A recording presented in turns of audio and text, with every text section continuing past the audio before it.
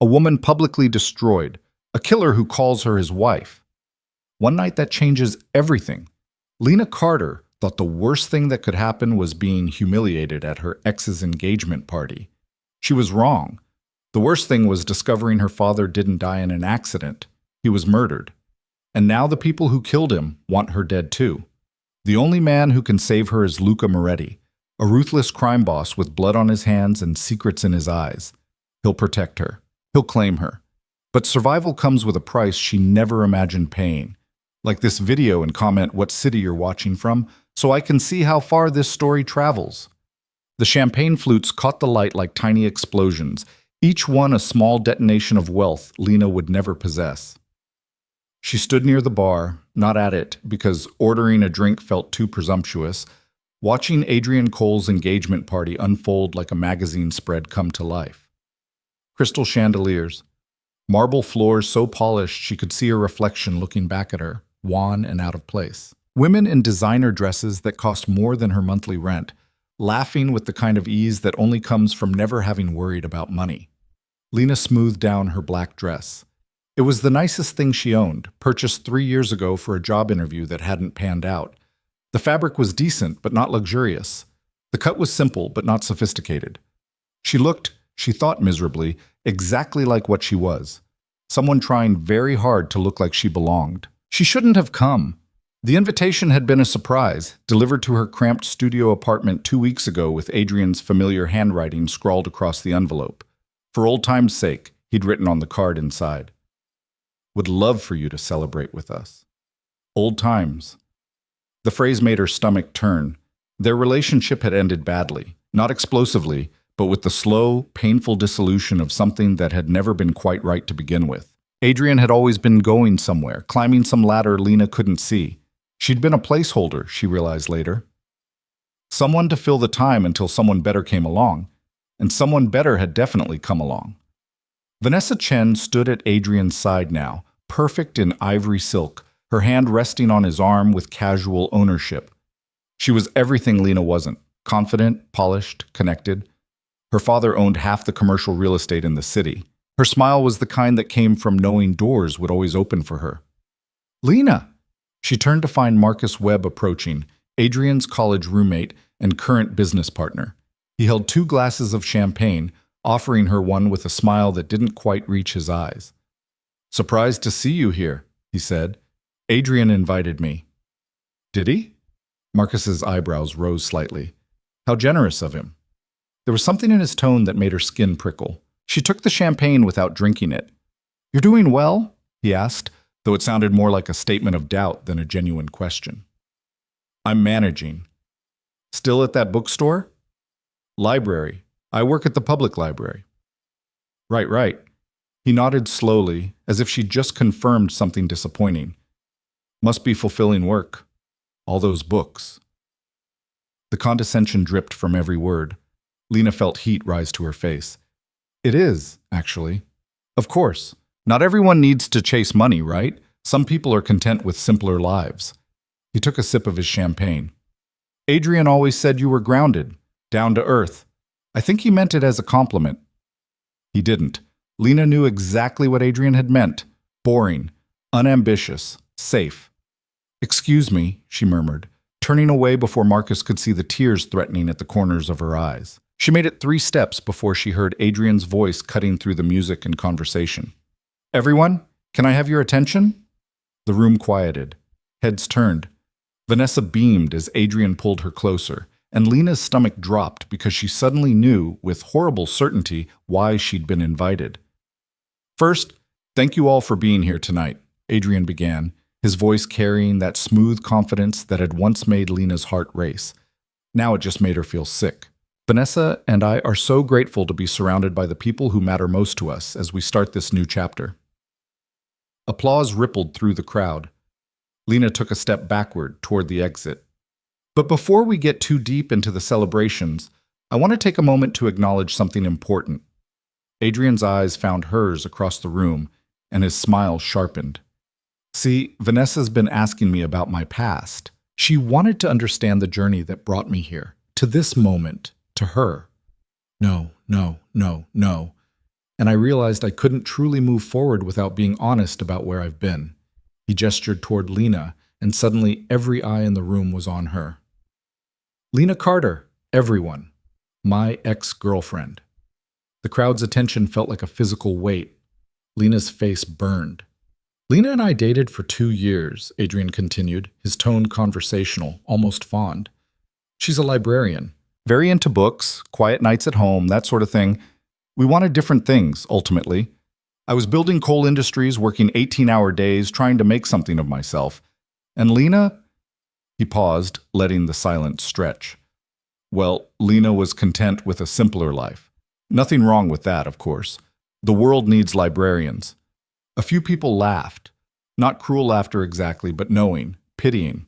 I think seeing her here tonight really puts things in perspective, Adrian said, looking at Vanessa with exaggerated affection. It shows me how far I've come. How lucky I am to have found someone who matches my ambition, who pushes me to be better, who belongs in this world I've worked so hard to build.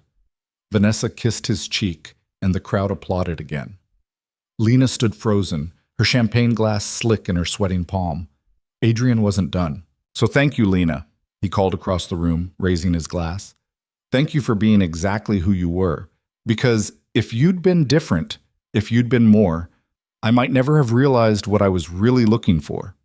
More laughter, warmer this time, the crowd fully on his side, charmed by his honesty, his growth, his perfect fairy tale ending. Lena's vision blurred. She turned toward the exit, but Marcus had somehow materialized beside her, blocking her path with a sympathetic smile that was worse than open mockery. He doesn't mean anything by it, Marcus said quietly. Adrian's just happy. When you're this happy, sometimes you don't realize how it sounds. Let me past. Come on, don't leave like this. Have another drink. Prove you can take a joke. It wasn't a joke. Lena. Marcus's hand landed on her arm, gentle but firm. Don't make a scene. You're already the topic of conversation tonight. Do you really want to make it worse? She jerked her arm free, champagne sloshing over her hand. The glass slipped, fell, shattered on the marble floor. The sound cut through the music like a gunshot. Conversation stopped. Every head turned. Lena stood in the center of spreading champagne and broken crystal, her cheap black dress suddenly feeling like a costume. Her presence here an obvious mistake that everyone could now see plainly. Adrian was walking toward her, Vanessa trailing behind, his expression shifting from triumph to annoyance to something that might have been concern if Lena didn't know him better.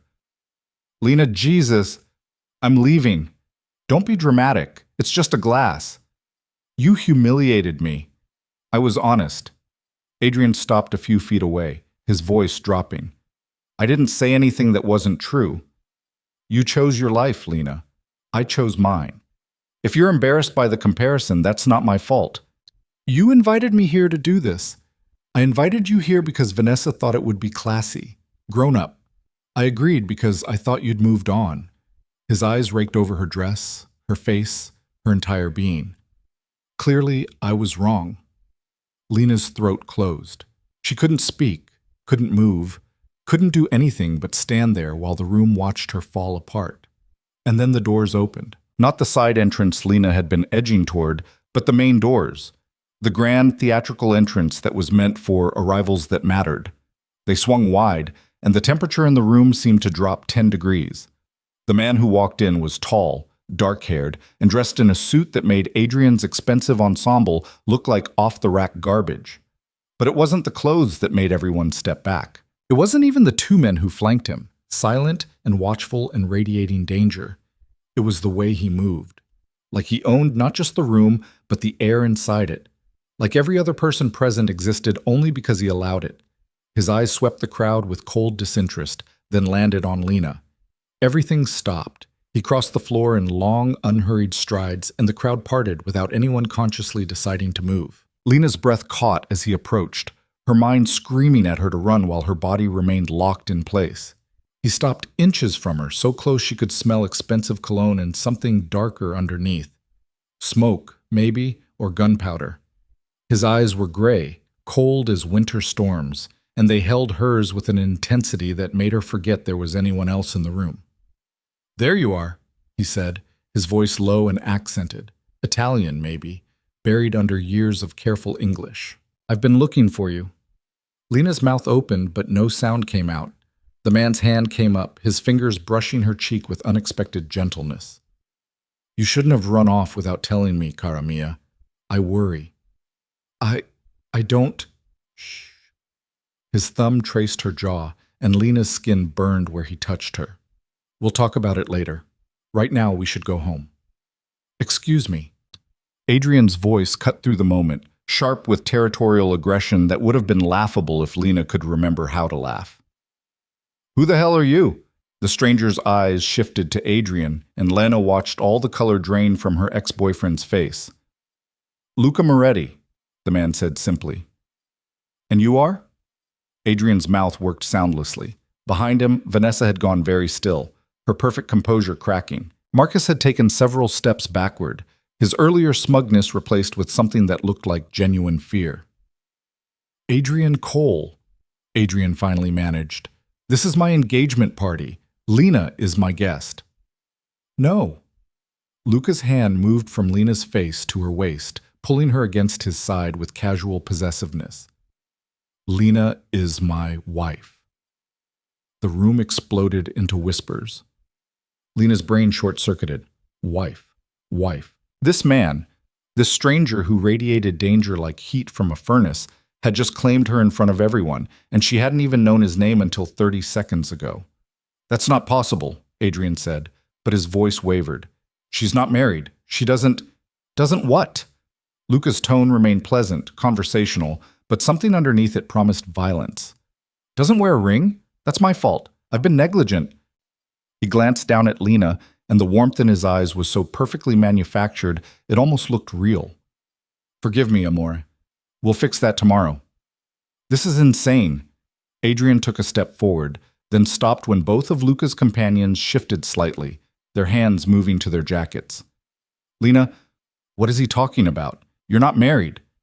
Lena opened her mouth to agree, to explain, to do something that would make sense. Luca's fingers tightened on her waist, not painfully, but enough to feel like a warning, or a plea. She met his eyes, those cold gray eyes that were somehow begging her to play along, and something in her chest cracked open. Maybe it was shock. Maybe it was the champagne she hadn't drunk. Maybe it was the sheer, reckless desire to wipe the smugness off Adrian's face just once. "I am," she heard herself say. "We are. Married." The lie tasted like freedom. Adrian staggered backward as if she'd slapped him. "Since when?" 6 months ago," Luca supplied smoothly. "Small ceremony, family only. You understand how it is with our people. We prefer privacy." "Our people." The phrase hung in the air like a threat. "Why didn't you tell me?" Adrian's question was directed at Lena, but his eyes kept darting to Luca, fear and confusion warring across his face. "Why would I?" The words came easier now, anger cutting through her shock. "We haven't spoken in over a year. My life stopped being your business the day you decided I wasn't enough for you." "That's not... I didn't... You just told a room full of people I was too boring for you," Lena continued, surprised by how steady her voice sounded. "That I wasn't ambitious enough. That I chose a small life because I couldn't handle anything bigger." "I was being honest." "You were being cruel." Lena felt Luca's hand on her waist, anchoring her, and she leaned into it without thinking. "But you're right about one thing. We did want different things. You wanted someone who belonged in your world." She gestured around the room, at the crystal and marble and carefully curated wealth. "I wanted someone who didn't think love was a business transaction." Vanessa made a small, wounded sound. Adrian's face flushed. "So yes," Lena finished, "I'm married. To someone who sees me as more than a stepping stone or a cautionary tale." Luca's fingers brushed her hip, a gesture so subtle only she felt it. Approval, maybe. Or just another layer of the performance. Adrian's expression shifted from shock to something uglier. "I don't believe you. This is some kind of stunt. Lena doesn't know people like..." He gestured at Luca, unable to finish the sentence. "People like what?" Luca's voice went very quiet. The temperature dropped again. Adrian opened his mouth, closed it, tried again. "Wealthy people," he said finally. "Powerful people. No offense, Lena, but you work at a library. You live in a studio apartment in a bad neighborhood. You don't exactly run in these circles. Things change, Lena said. Not this much. Not this fast. Luca moved then, stepping slightly in front of Lena, his body language shifting from possessive to protective to dangerous. Are you calling my wife a liar? I'm saying this doesn't make sense. What doesn't make sense is why you invited your ex-girlfriend to your engagement party. Luca tilted his head, studying Adrian like a specimen under glass. What were you hoping for? That she'd see your success and realize what she lost? That she'd cry in the bathroom while you celebrated with your upgrade? He smiled, and it was the coldest thing Lena had ever seen. Instead, she showed up married to someone who makes your little real estate empire look like a lemonade stand. That must sting. Adrian's hands clenched into fists. Who do you think you are? I already told you, I'm Luca Moretti. He said it like it should mean something. From the way people around them were whispering, it apparently did. And if you ever speak to my wife with that tone again, you'll learn exactly what that name means. Is that a threat? It's a promise. The two men in suits stepped closer. Adrian's security, two bored-looking guys in ill-fitting jackets, tensed but didn't move. They were outmatched, and everyone knew it. Vanessa tugged at Adrian's sleeve. Let's just go back to the party. This isn't worth... Your fiancée is smarter than you, Luca observed. You should listen to her. Adrian's face went purple.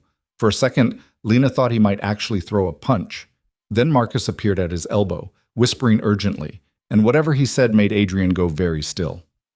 This isn't over, Adrian said, but the fight had gone out of his voice. Yes? Luca corrected gently. It is. You had your chance with her. You threw it away because you thought you could do better. And now she's done better instead. That's how these things work. He turned to Lena, and his expression softened. Another piece of the performance, but convincing enough to make her heart skip. Ready to go home, Cara? Lena nodded, not trusting her voice. Luca laced his fingers through hers, his hand large and warm and steady, and led her through the crowd. People practically dove out of their way. Lena caught glimpses of faces as they passed, shocked, envious, afraid. At the door, Luca paused and looked back at Adrian. Thank you for inviting her tonight. If you hadn't, I might never have known she needed to be reminded where she belongs. His smile was sharp enough to draw blood. With me. Then they were outside, the cool night air hitting Lena's overheated skin like a slap. A black car waited at the curb, sleek and expensive and somehow menacing. One of Luca's men opened the back door. Luca gestured for her to get in. Lena's survival instinct finally kicked in. She stepped back, pulling her hand from his. I'm not getting in that car. No? I don't know you. You just... In there. You... She couldn't finish. Her hands were shaking. Luca studied her for a long moment, then nodded to his men. They moved away, giving them space but not privacy. He could still grab her, force her, hurt her before she could scream. Instead, he said, Your father was Thomas Carter. Lena's blood turned to ice. How do you know that? He worked for Adrian Cole's father, Robert Cole. Did you know that? My father was an accountant. He died in a car accident 2 years ago. He was murdered. Luca's voice was matter of fact, delivering horror like a weather report. Because he found discrepancies in Robert Cole's books. Discrepancies that would have exposed a money laundering operation moving millions through legitimate businesses. Your father was going to report it, so they killed him and made it look like an accident. Lena's vision grayed at the edges. That's not true. It is. You're lying. Why would I lie? To scare me, or... She was hyperventilating now, the world tilting sideways. You're just some criminal trying to... I am a criminal, Luca agreed calmly. But that doesn't make me wrong about your father. And it doesn't change the fact that Adrian Cole and his father know you're Thomas Carter's daughter. They know you might have inherited information, documents, evidence, and they've been watching you for 2 years, waiting to see if you'd become a problem. No. But even as she said it, Lena's mind was racing. The strange men she'd seen outside her apartment last month, the feeling of being followed, the car that had nearly hit her in the crosswalk, swerving away at the last second. That invitation wasn't kindness, Lena. It was reconnaissance. Adrian wanted to see if you knew anything, if you were dangerous, if you needed to be dealt with. Dealt with. The phrase made her stomach turn. You mean killed? Eventually, yes. Lena laughed, high and shaky. This is insane. You're insane. I'm going home. She started walking, made it 5 steps before Luca spoke again. There's a man watching your apartment building right now. Tall, blonde, scar on his left cheek. He's been there since you left for the party. He's waiting for you to come home alone. Lena stopped. Don't believe me? Luca pulled out his phone, tapped the screen, and held it up. The image showed her apartment building's entrance, and there, leaning against a lamppost, exactly as Luca had described, was a man, watching, waiting. Who is he? Lena whispered. One of Robert Cole's cleaners. You don't go home tonight, you live. You do. You're dead by morning. Why should I trust you over them? Because, Luca said, I'm not trying to kill you. I'm trying to use you. The honesty was somehow more frightening than any lie could have been. Lena turned to face him, this stranger who claimed to be her husband, who knew about her father's death, who radiated danger and violence and something else she couldn't name. Use me for what? Adrian's father killed your father to protect his empire, an empire built on blood and corruption and money stolen from people who couldn't fight back. Luca's expression was unreadable. I want to destroy it, and you're going to help me. Why would I do that? Because they murdered your father, because they'll murder you if you don't, and because... He stepped closer, his voice dropping. I'm offering you something they never will. A choice. Get in the car, play my wife for a few months, help me bring down the Cole family, and I'll make sure you live through it. Walk away, and you're on your own. Some choice? It's more than your father had. The words hit like a fist.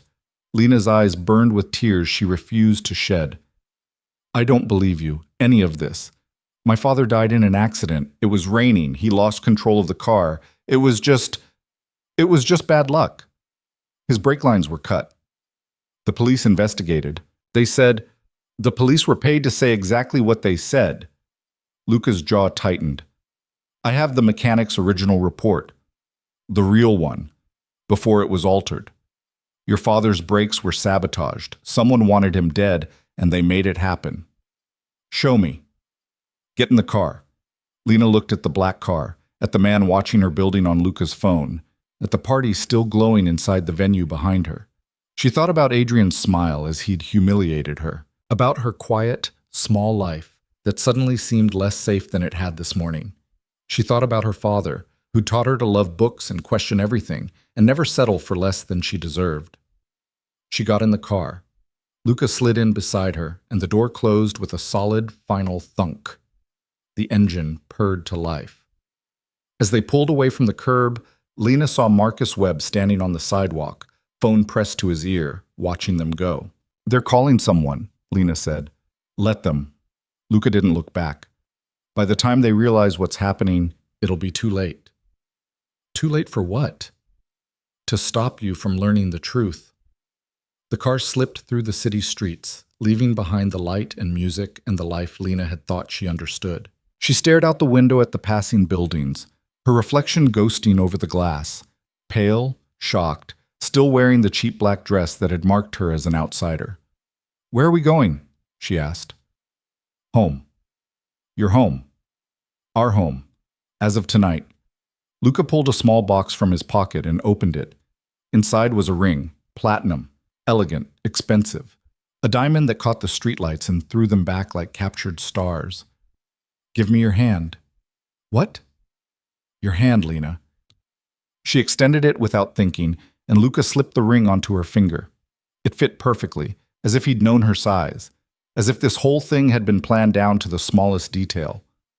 Now you look like my wife, he said. I'm not your wife.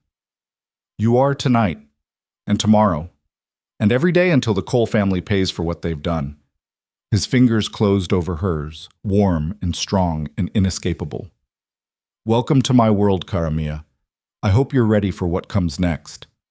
Lena looked down at the ring on her finger, this beautiful lie that felt heavier than metal and stone should feel. Behind them, the engagement party continued.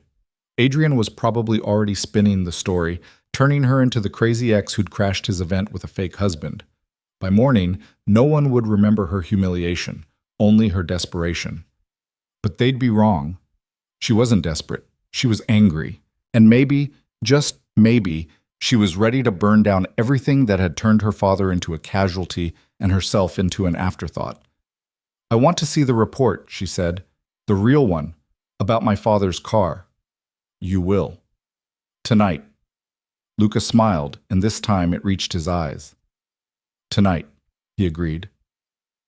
The car turned onto a tree-lined street, heading north toward a part of the city Lena had only seen in magazines, toward whatever waited in Luca Moretti's home, toward a life that wasn't hers but might become hers if she survived long enough to claim it. She touched the ring on her finger and tried to remember the last time her father had smiled at her, the last thing he'd said before he died. "Don't let anyone make you small, Lena. You were made for bigger things." Maybe he'd been right, or maybe she was about to die trying to prove it. Either way, she was done being the woman who stood in champagne and broken glass while the world laughed at her smallness. Whatever came next, she'd face it standing up, even if it killed her. The house wasn't a house. It was a fortress disguised as old money, all stone and iron gates and windows that probably cost more than Lena's entire year's salary.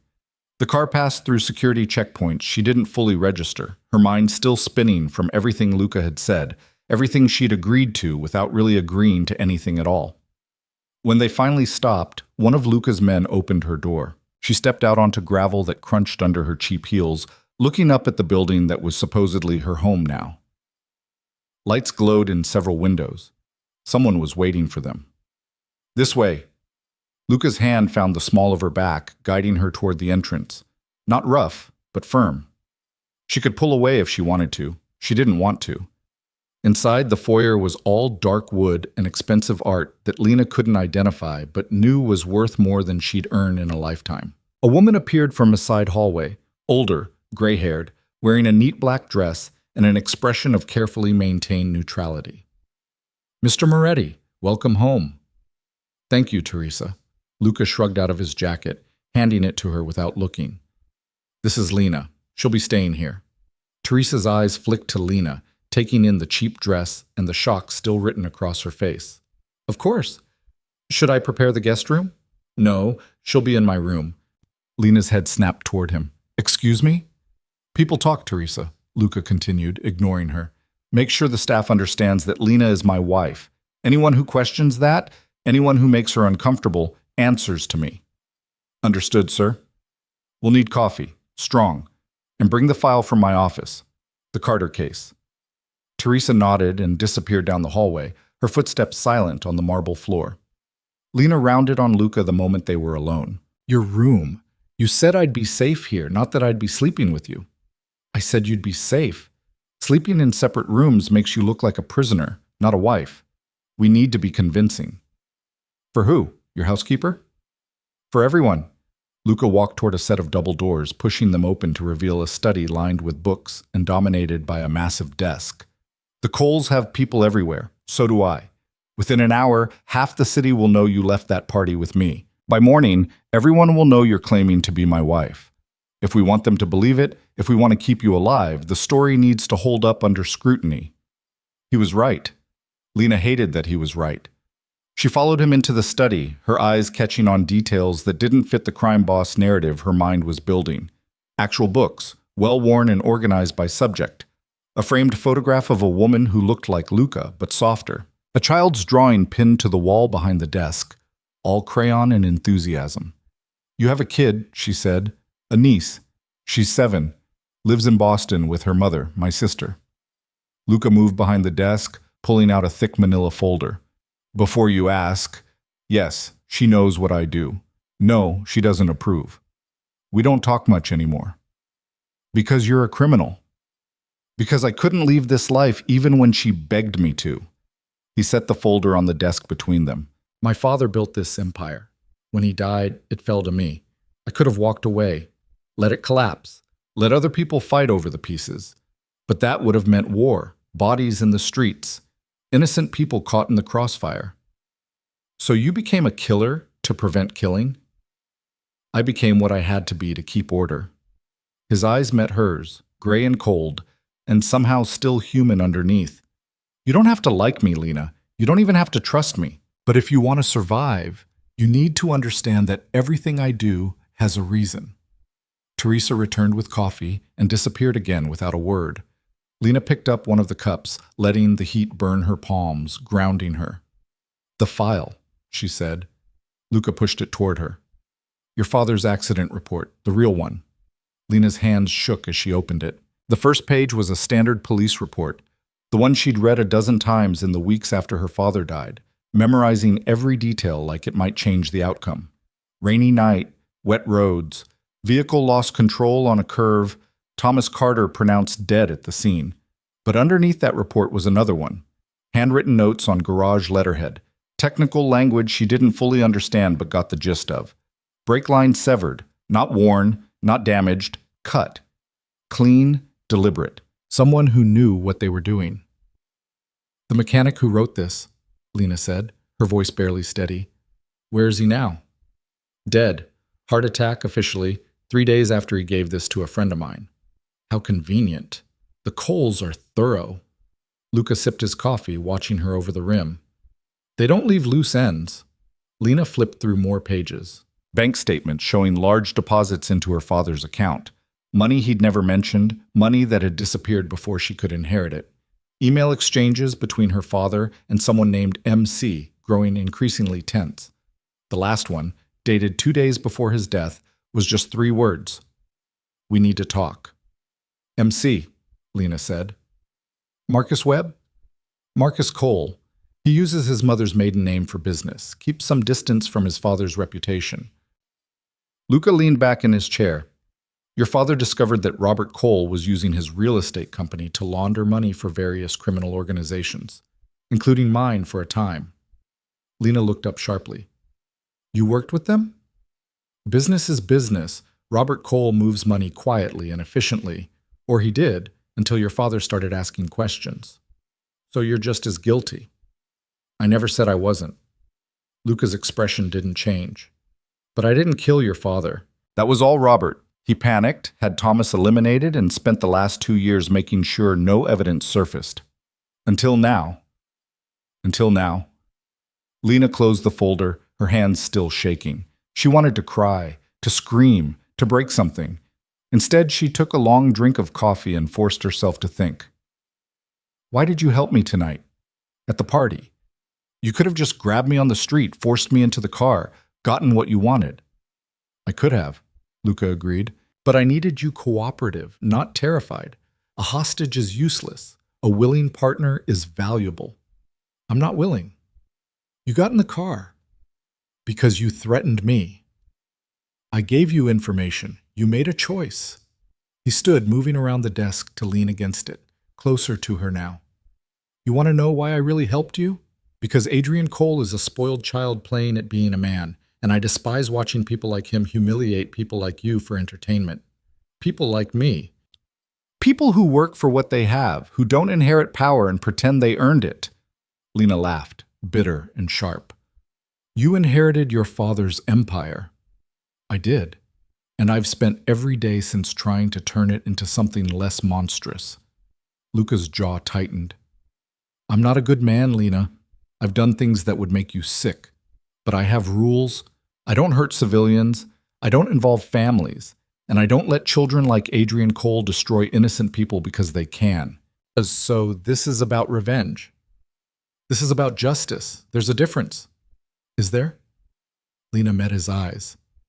"You want to destroy the Cole family. I want to know what happened to my father. How are those things not both revenge?" "Because revenge is personal. Justice is necessary." Luca crossed his arms. "Robert Cole has been operating above the law for 20 years. He's bribed judges, bought politicians, and murdered anyone who got in his way. Your father was just the most recent casualty. If we don't stop him, there will be others." "We." Lena set down her coffee cup. "You keep saying we. What exactly do you expect me to do?" "What you're already doing. Be my wife. Convince the Cole family that you're no threat, that you know nothing, that you're just a librarian who got lucky and married well." "And then what?" "Then we wait. Your father didn't just uncover evidence, he hid it. Somewhere the Coles haven't found in 2 years of looking." Lena's stomach dropped. "You think I know where it is?" I think you might, even if you don't realize it yet. Luca pulled a small silver key from his pocket, holding it up. This was in your father's effects. The police returned it with his other belongings after the accident. You recognize it? She did. Lena had found it in the box of her father's things months ago. Watch, wallet, wedding ring he'd never stopped wearing even after her mother died. And this key, small and ordinary, attached to a keychain that said Storage Solutions. I thought it was for a storage unit. It is. But which one?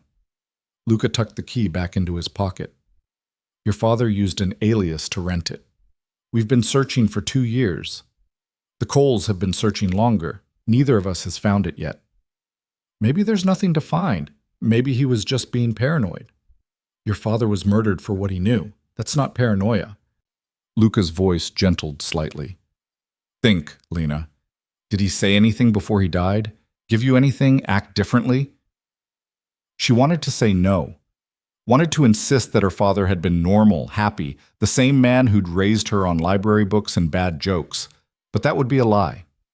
In the weeks before his death, Thomas Carter had been distracted, worried.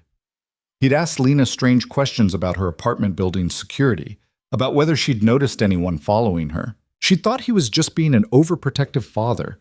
Now those questions felt like warnings. He asked me to keep something for him, Lena said slowly, about a month before he died. A book. Luca straightened. What book? I don't know. He said it was valuable, that he'd pick it up later, but then he died and I forgot about it until... She stopped, mind racing. It's still at the library in my locker. What kind of book? I never looked inside. It was wrapped in brown paper. I just shoved it in my locker and forgot about it. Luca was already moving, pulling out his phone. We need to get it, tonight. The library's closed. I don't have a key. That's not a problem. You can't just break into a public library. Watch me. He was typing something, probably messages to his men. If that book is what I think it is, the Coles are going to figure out where it is eventually. We need it first. And if it's just a book, just something my dad wanted to keep safe, then we'll know. Luca looked up from his phone. But I don't think it's just a book. Your father was too smart for that. If he gave you something valuable and told you to keep it safe, he had a reason. Lena stood, pacing to the window. Outside, the grounds were dark, the city lights distant. She could see her reflection in the glass, pale, scared, wearing a ring that wasn't hers, and a life that didn't fit. If we do this, she said, not turning around, if I help you find whatever my father hid, what happens to me after? You get a choice. Walk away. Start over somewhere the Coles can't reach you. Or stay. Stay here? With you? Stay in this life. Use what we find to build something better than what your father died trying to expose. Luca's reflection appeared behind hers in the glass. You're smart, Lena. Probably smarter than half the people working for me. You could do real damage to people like the Coles if you wanted to. I don't want to be a criminal. Then be something else. Be the person who makes sure criminals like me don't cross certain lines. She turned to face him. That's not how this works. You don't get to recruit me into your world and pretend it's noble. I'm not pretending anything. Luca held her gaze. I'm offering you power in a situation where you have none. That's more than the Coles would give you. It's more than Adrian ever did. The mention of Adrian sent a spike of anger through her chest. She thought about his smile as he'd humiliated her, the way the crowd had laughed, the casual cruelty of people who'd never struggled for anything. Fine, she said. We get the book, but I'm not promising anything beyond that. Fair enough. 20 minutes later, they were back in the car, heading toward the library. Lena had changed. Teresa had appeared with clothes that fit perfectly, designer jeans and a soft sweater that probably cost more than Lena's monthly rent. The ring stayed on her finger, heavy and strange. How did you know my size? Lena asked as the city rolled past. I didn't. Teresa guessed. She's good at guessing. She's worked for my family for 30 years. She's good at everything. Luca glanced at her. Nervous? About breaking into my workplace? A little. We're not breaking in. We have a key. He pulled a small metal object from his pocket, a key card with the library logo. Your key card. From your purse. Lena checked her bag. Sure enough, her work ID was missing. You stole from me. Borrowed. You'll get it back. When did you even... She stopped, remembering the moment in the car when Luca had helped her with her seatbelt, his hand brushing her bag. You're a pickpocket too? I'm many things. He didn't sound apologetic, most of them useful in situations like this. The library was dark when they arrived, the parking lot empty except for a security car making its rounds. Luca's driver pulled around to the side entrance, the one staff used. Lena's stomach churned as they got out. The security guard, she said. He'll see us. No, he won't. Luca nodded toward the security car, which was pulling out of the lot. He's taking his break. We have 15 minutes. How do you know that? Because I paid him to. Lena wanted to be shocked, but she was too tired. She led Luca to the staff entrance, swiping her card. The door clicked open and they slipped inside. The library at night was different, quieter, darker, full of shadows that moved wrong. Lena's footsteps echoed on the tile floor as she navigated by memory toward the staff break room. Luca followed silently, his presence somehow both comforting and threatening. Her locker was in the back, third from the left. She worked the combination lock with shaking fingers, and the door swung open. Inside was the usual debris of her work life: spare shoes, a cardigan, tampons, a half-empty bottle of water. And there, shoved into the corner behind everything else, was the brown paper package her father had given her. Lena pulled it out, surprised by the weight. Not heavy, but substantial. Real. Open it, Luca said. She tore the paper carefully, revealing a hardcover book. Nothing special at first glance, some old edition of business management texts. But when she opened the cover, papers fell out. Photocopies, bank statements, photographs. Evidence. Luca caught one of the photos before it hit the floor. His expression went very still. What is it? Lena asked. He held up the photo. It showed two men shaking hands outside what looked like a warehouse. One of them was Robert Cole, older but recognizable from the photos Lena had seen online. The other man she didn't know, older, severe, European-looking. Viktor Sokolov, Luca said quietly. Russian mob. He's been dead for 8 months. Killed in a power struggle. So? So if your father had proof that Robert Cole was doing business with Sokolov, that's enough to bring down his entire operation. The FBI has been trying to connect those dots for years. Lena looked down at the papers in her hands. Names, dates, dollar amounts, her father's handwriting in the margins, noting discrepancies, asking questions.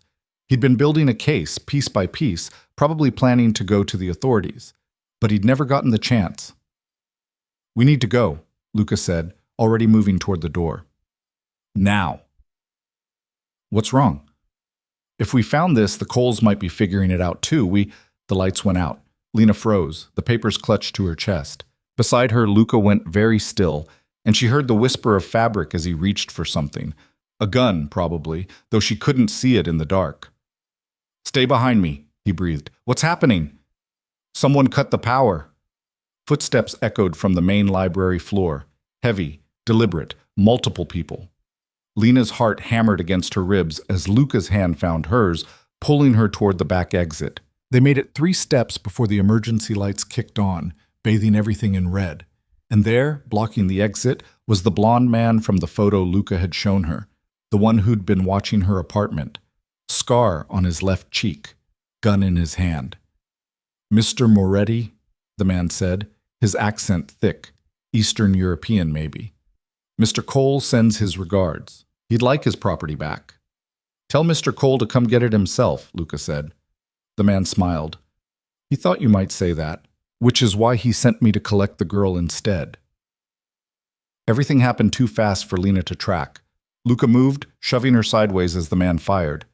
The shot went wide, punching into a locker behind where she'd been standing.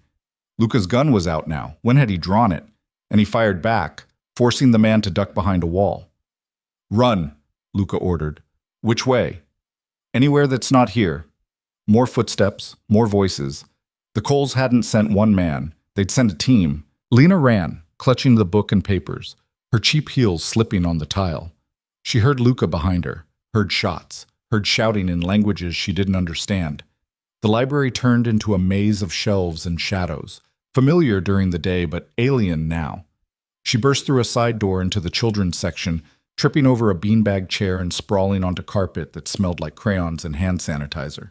The papers scattered around her. Scrambling, she gathered them up, shoving them back into the book. Her hands were shaking so badly she could barely grip the pages. Found her!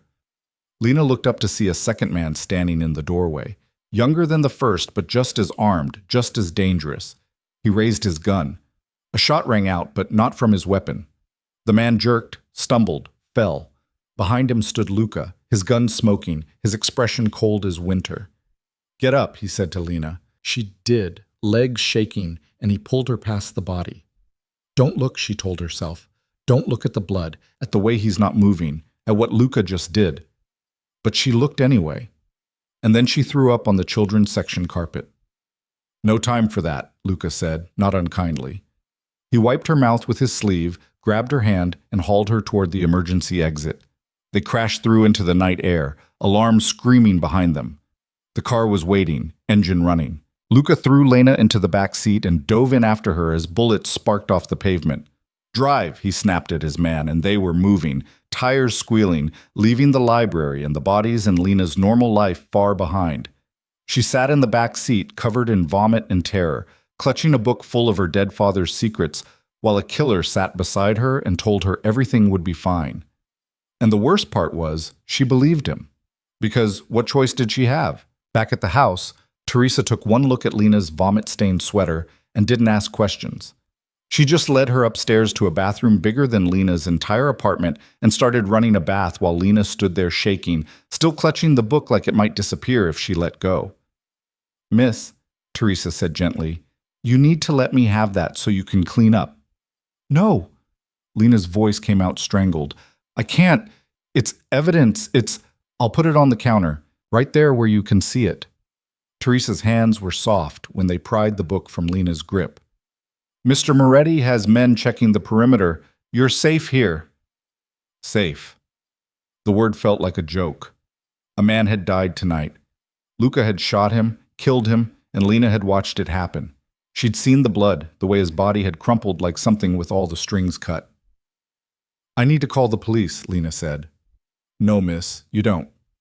Someone died. I saw there was a... Mr. Moretti is handling it. Teresa started helping her out of the ruined sweater, professional and matter-of-fact, like she'd done this before. Maybe she had. The library will report a break-in. The security footage has already been erased.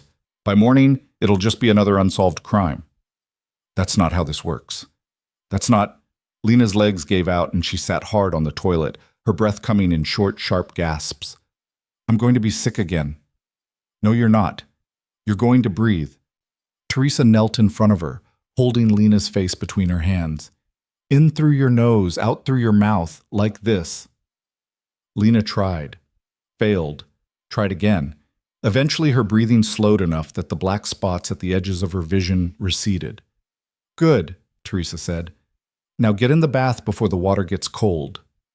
Lena did, too exhausted to argue. The water was almost too hot, but she sank into it anyway, letting it burn away the feeling of blood on her hands, even though she hadn't touched the body.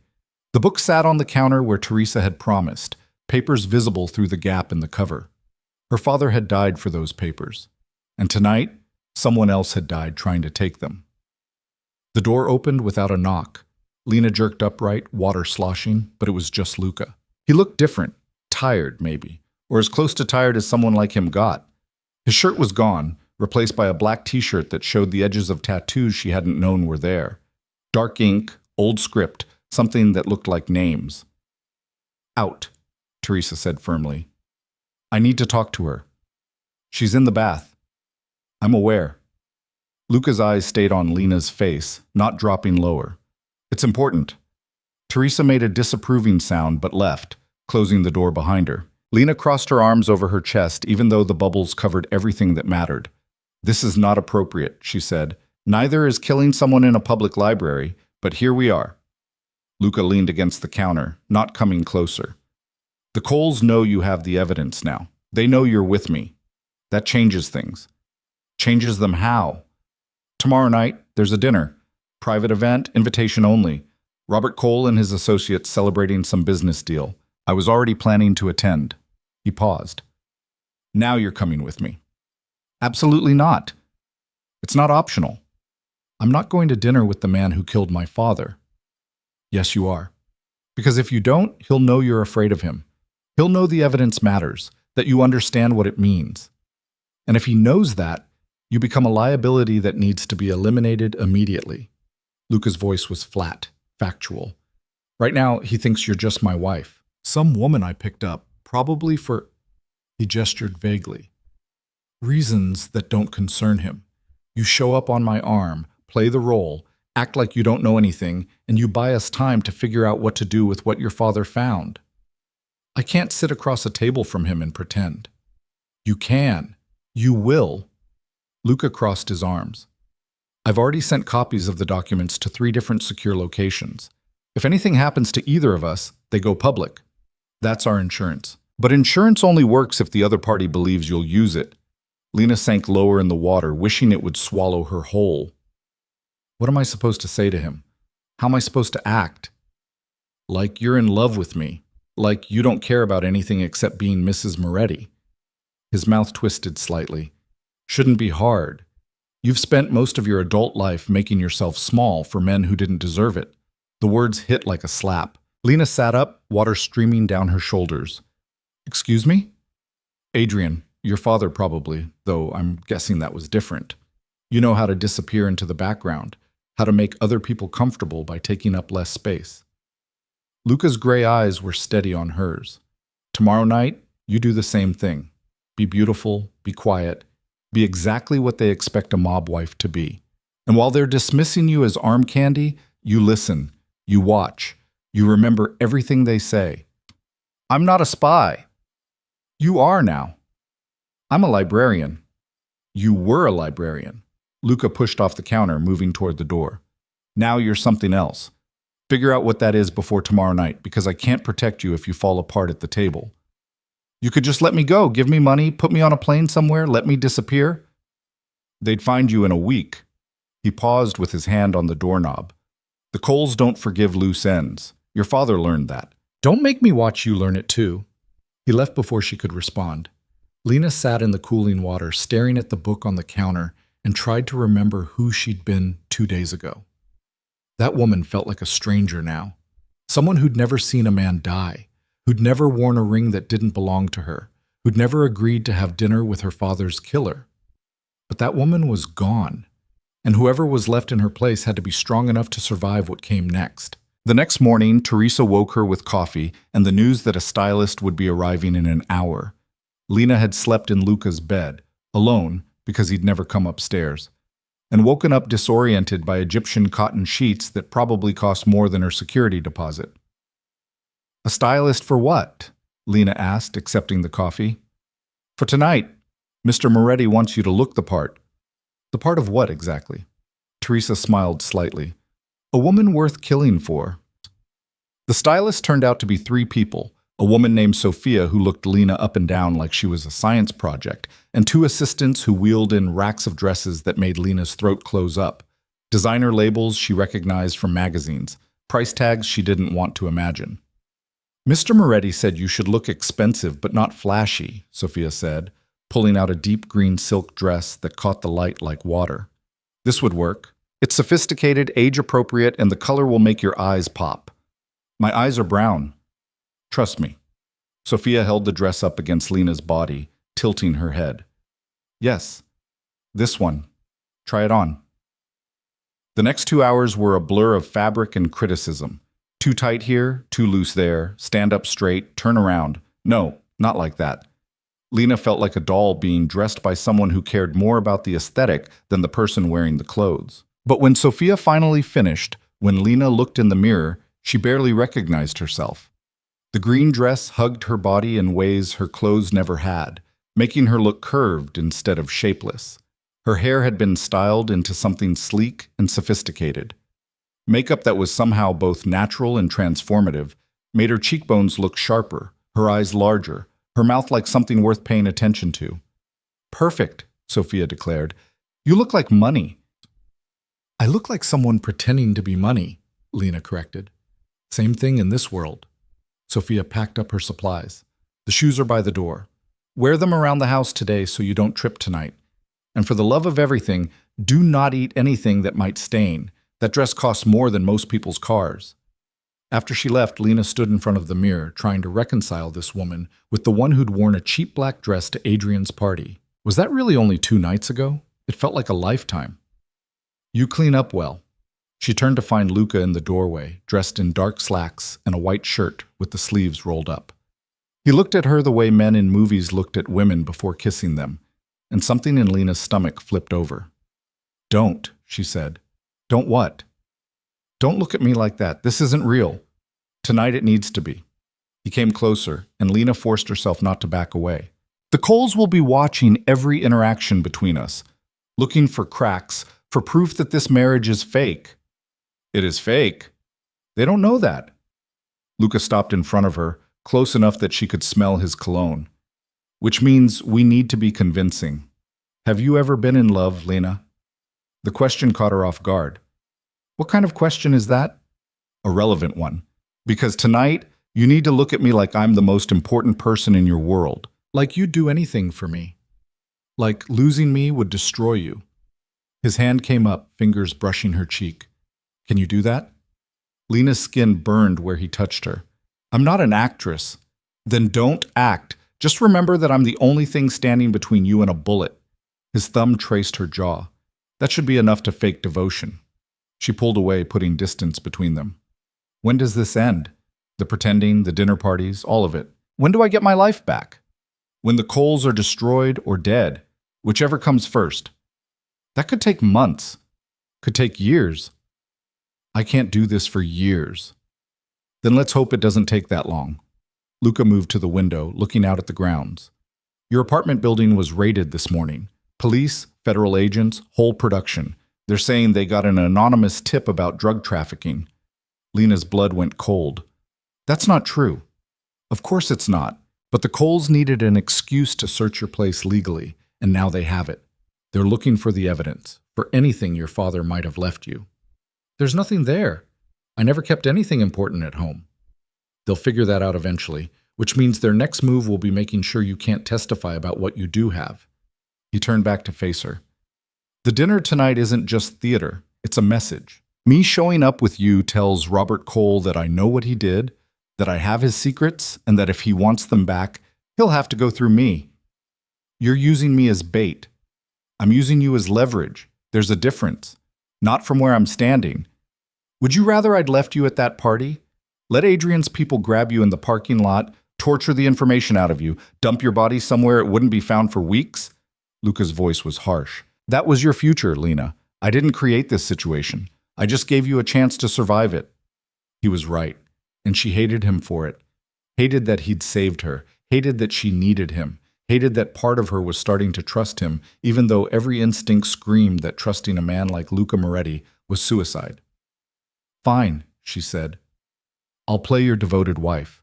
But when this is over, I want out. Completely out. New identity, new city, new life, where nobody knows who I am or what I've done." "Deal." He held out his hand. Lena stared at it for a long moment before shaking. His grip was firm, warm, and when he pulled her closer, she didn't resist. "One more thing," he said quietly. "Tonight, if something goes wrong, if shooting starts, if anyone pulls a weapon, you hit the floor and you stay there until I come for you. Understand? You think it'll come to that?" "I think Robert Cole is a cornered animal with everything to lose. Cornered animals are unpredictable." His free hand came up to cup her face. "Promise me you'll stay down if things go bad." "I promise." "Good." He released her, stepping back. "Dinner's at 8. We leave at 7:30. Between now and then, stay in the house. Don't answer the phone. Don't check your email. Don't contact anyone from your old life." "What if someone's worried about me?" "Let them worry. You're dead to that life now anyway." The words should have hurt, but they just felt true. Lena nodded, and Luca left her standing in front of the mirror, dressed like someone else, preparing to have dinner with her father's killer. The hours crawled by. Lena tried to read, couldn't focus. Tried to eat, couldn't stomach it. Tried to sleep, but every time she closed her eyes, she saw the man in the library, the way he'd fallen, the blood spreading beneath him. Around 6, Teresa brought her a glass of wine and a small pill. What is this? Lena asked. Something to calm your nerves. Doctor prescribed. Mr. Moretti thought you might need it. Lena wanted to refuse on principle, but her hands were shaking so badly she could barely hold the wine glass. She took the pill, drank the wine, and felt the sharp edges of her panic start to blur. By the time Luca knocked on her door at 7:15, she felt almost human, almost capable of doing what needed to be done. He'd changed into a full suit, charcoal gray, perfectly tailored, the kind of thing that whispered wealth without shouting it. A slim silver watch, cufflinks that caught the light. His hair was slicked back, making his face all sharp angles and cold authority. "Ready?" he asked. "No." "Good answer." He offered his arm. "The car's waiting." The drive to the restaurant took 20 minutes, plenty of time for Lena's anxiety to build back up, despite the pill. She watched the city pass by, wondering if this was the last time she'd see it as a free woman. If tonight ended badly, she'd either be dead or running for the rest of her life. "Stop thinking so loud," Luca said. "You're making my driver nervous. How can you tell what I'm thinking? You're breathing like you're about to have a panic attack, and your hands are clenched so tight you'll have nail marks." He reached over, prying her fingers open. "Breathe. In for 4, hold for 4, out for 4. That's not going to help." "Do it anyway." She did, hating that it actually worked. By the time they pulled up to the restaurant, some exclusive place with no sign, and a doorman who looked like he could bench press a car, Lena felt almost calm. Almost. The doorman opened Luca's door first, then came around for Lena. She stepped out onto the sidewalk, wobbling slightly in the expensive heels, and Luca was there immediately, his hand on her elbow, steadying her. "Smile," he murmured, "like you're happy to be here."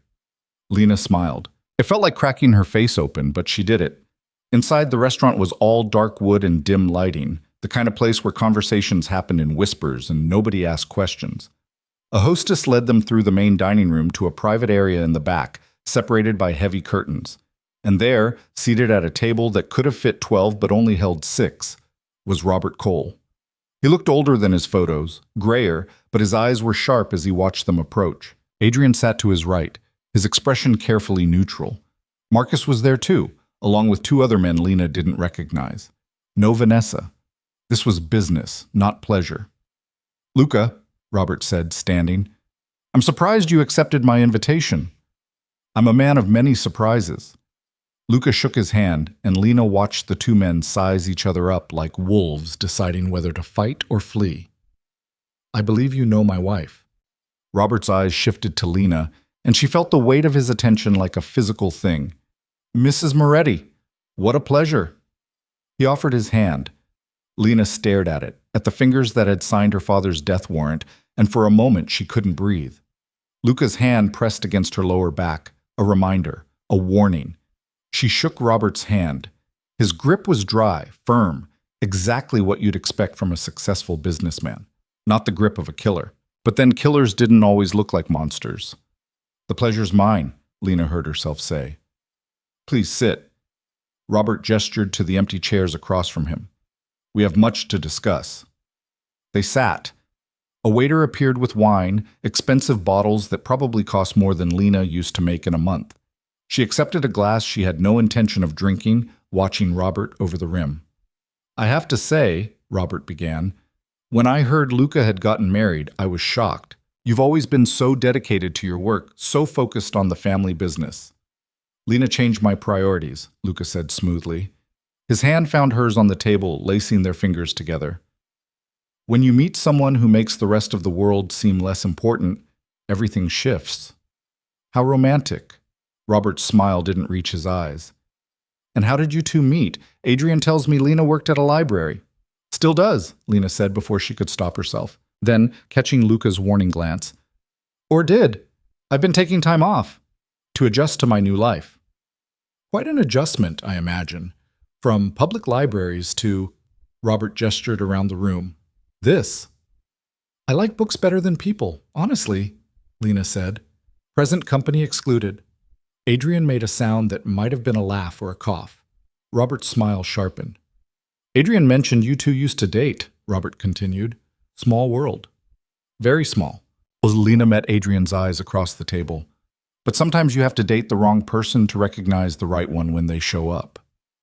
Is that what happened? Luca showed up and swept you off your feet? Something like that. At my engagement party, if I recall correctly. Adrian's voice was tight. Quite the dramatic entrance. Your party was lovely, Luca said. Though I think we both know Lena was only invited so you could make yourself feel superior. Didn't quite work out the way you planned, did it? The temperature at the table dropped 10 degrees. Robert raised a hand slightly, and Adrian shut his mouth with an audible click. Boys, Robert said mildly, let's keep this civil. We're here to celebrate, not rehash old grievances. What are we celebrating? Luca asked. A new venture. Partnership with some international associates. Very lucrative, very exciting. Robert sipped his wine. I'd like to discuss your involvement, actually. Your family's distribution network would be invaluable. I'll think about it. I hope you do more than think. This opportunity won't last forever. Robert's eyes moved to Lena again. Tell me, Mrs. Moretti, what do you think of your husband's line of work? Lena's heart hammered. This was a test. She could feel everyone at the table watching her, waiting to see if she'd crack. I think, she said carefully, that Luca does what needs to be done to protect the people he cares about. That's more than most men can say. Diplomatic answer. Honest answer. And your father? He was an honest man too, wasn't he? Worked in accounting, I believe. There it was. The real reason they were here. Lena's fingers tightened on Luca's hand, but she kept her voice steady. He was. He died 2 years ago. Car accident. I heard about that. Tragic. Robert's expression was perfectly sympathetic, perfectly false. You must miss him terribly. Every day. Did he leave you anything? Besides memories, I mean. Any papers, documents, things a daughter might keep as mementos? Luca's thumb stroked the inside of her wrist. Slowly, deliberately. Just his books, Lena said. He loved books almost as much as I do. Everything else was sold or donated. No old work files, financial records. Why would an accountant keep work files at home? That seems unprofessional. Robert laughed, the sound genuine this time. Indeed it would be. I apologize for prying. I knew your father professionally, you understand. Good man. Very thorough. I was simply curious if he'd left behind any wisdom I might learn from. He left behind the lesson that working too hard can kill you, Lena said. He was driving home late from the office when he crashed. If he'd valued his life more than his job, he might still be here. The lie tasted bitter, but it was the lie Robert wanted to hear. That Thomas Carter had died because of his own choices, not because someone had murdered him. Robert nodded slowly. A valuable lesson for all of us. Dinner arrived then, course after course of food Lena couldn't taste. She pushed things around her plate, smiled when appropriate, laughed at jokes that weren't funny. Across from her, Adrian kept staring like he was trying to solve a puzzle. Marcus watched her with open suspicion. But Robert had relaxed slightly, as if he'd gotten the answer he'd been looking for. The performance was working. Luca played his part perfectly. The attentive husband who couldn't keep his hands off his new wife. His fingers on her shoulder, her wrist, the small of her back. Every touch was calculated, designed to sell the illusion. But somewhere in the middle of dessert, when his thumb brushed the corner of her mouth to wipe away imaginary chocolate, Lena felt her pulse kick up for reasons that had nothing to do with fear. This was dangerous. Not the dinner, not the coals. This feeling, this almost belief that Luca's touches meant something beyond strategy. Excuse me, she murmured. Powder room. She stood before anyone could object, before Luca could insist on coming with her. The waiter pointed her toward the back of the restaurant, and she walked on shaking legs, desperate for a moment alone to breathe. The bathroom was blessedly empty. Lena locked herself in a stall and pressed her forehead against the cool metal door, trying to remember how to exist in her own skin. The door to the bathroom opened. Footsteps. Then Adrian's voice. I know you're in here, Lena. She froze. This was the women's bathroom. He shouldn't be. We need to talk. Now. Slowly, Lena unlocked the stall and stepped out. Adrian stood between her and the exit, his expression somewhere between angry and desperate. What do you want? She asked. The truth. Are you really married to him? Why do you care? Because this doesn't make sense. You and Luca Moretti? You don't even like dangerous men. You used to lecture me about working too much. Maybe I changed. Not this much. Not this fast. Adrian moved closer. What does he have on you? Because I know you, Lena. You wouldn't choose this life. You don't know me at all. You proved that at your party. I was showing off, being an idiot. I'm sorry, okay? Is that what you want to hear? It's 2 years too late. Then why are you here? Why did you show up tonight on Moretti's arm playing dress up in expensive clothes, pretending to be someone you're not? Because your family killed my father, Lena wanted to scream. Because I'm trying to survive long enough to make you all pay. Instead, she said, I'm here because Luca invited me. Because I'm his wife. And because my life stopped being your business the day you decided I wasn't good enough for you. That's not what Adrian ran his hands through his hair, frustrated. My father thinks you have something. Documents your dad left behind. That's why you were invited tonight. He wanted to see if you'd panic, if you'd give something away. I don't have anything. Don't lie to me. I'm not your girlfriend anymore, Adrian. I don't owe you honesty. You owe me the truth about why a man like Moretti would marry someone like you. The words were meant to hurt, and they did, but they also made something inside Lena turn to ice. Someone like me, she repeated. You mean boring, unambitious, not worth the effort. I mean normal, safe. The kind of woman who reads books and drinks tea and doesn't get involved in the kind of world Moretti operates in. Maybe I got tired of being safe. Or maybe he's using you for something, and you're too naive to see it. The bathroom door opened, and Luca stepped inside. His eyes went from Lena to Adrian, his expression darkening. This is the ladies' room, Luca said quietly. We were just talking. Talking requires both parties to be willing. My wife looks like she'd rather be anywhere else. Luca moved between them, forcing Adrian to step back. Go back to the table. Tell your father Lena felt ill, that we're leaving. You can't just... I can. Luca's hand went to the small of Lena's back. And I am. Leave. Now. For a second, Adrian looked like he might argue. Then he saw something in Luca's eyes that made him go pale. He left without another word. Lena sagged against the sink, her legs finally giving out. Luca caught her, holding her upright. Did he hurt you? Luca asked. No, just scared me. We're done here. He helped her stand, steadying her. Can you walk? I think so. They made it out of the bathroom, through the restaurant, past Robert Cole's table where Adrian was whispering urgently to his father. Robert caught Lena's eye as they passed, his expression unreadable. In the car, Lena finally let herself shake. Luca poured her a drink from the bar built into the seat, something amber and strong that burned going down. You did well, he said. I almost broke. But you didn't. Adrian knows something's wrong. He told me his father suspects I have the documents. Of course he does. But suspecting and knowing are different things.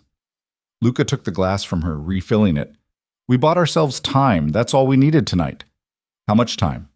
Enough. He handed her the drink back. Rest tomorrow. The day after we move. Move where?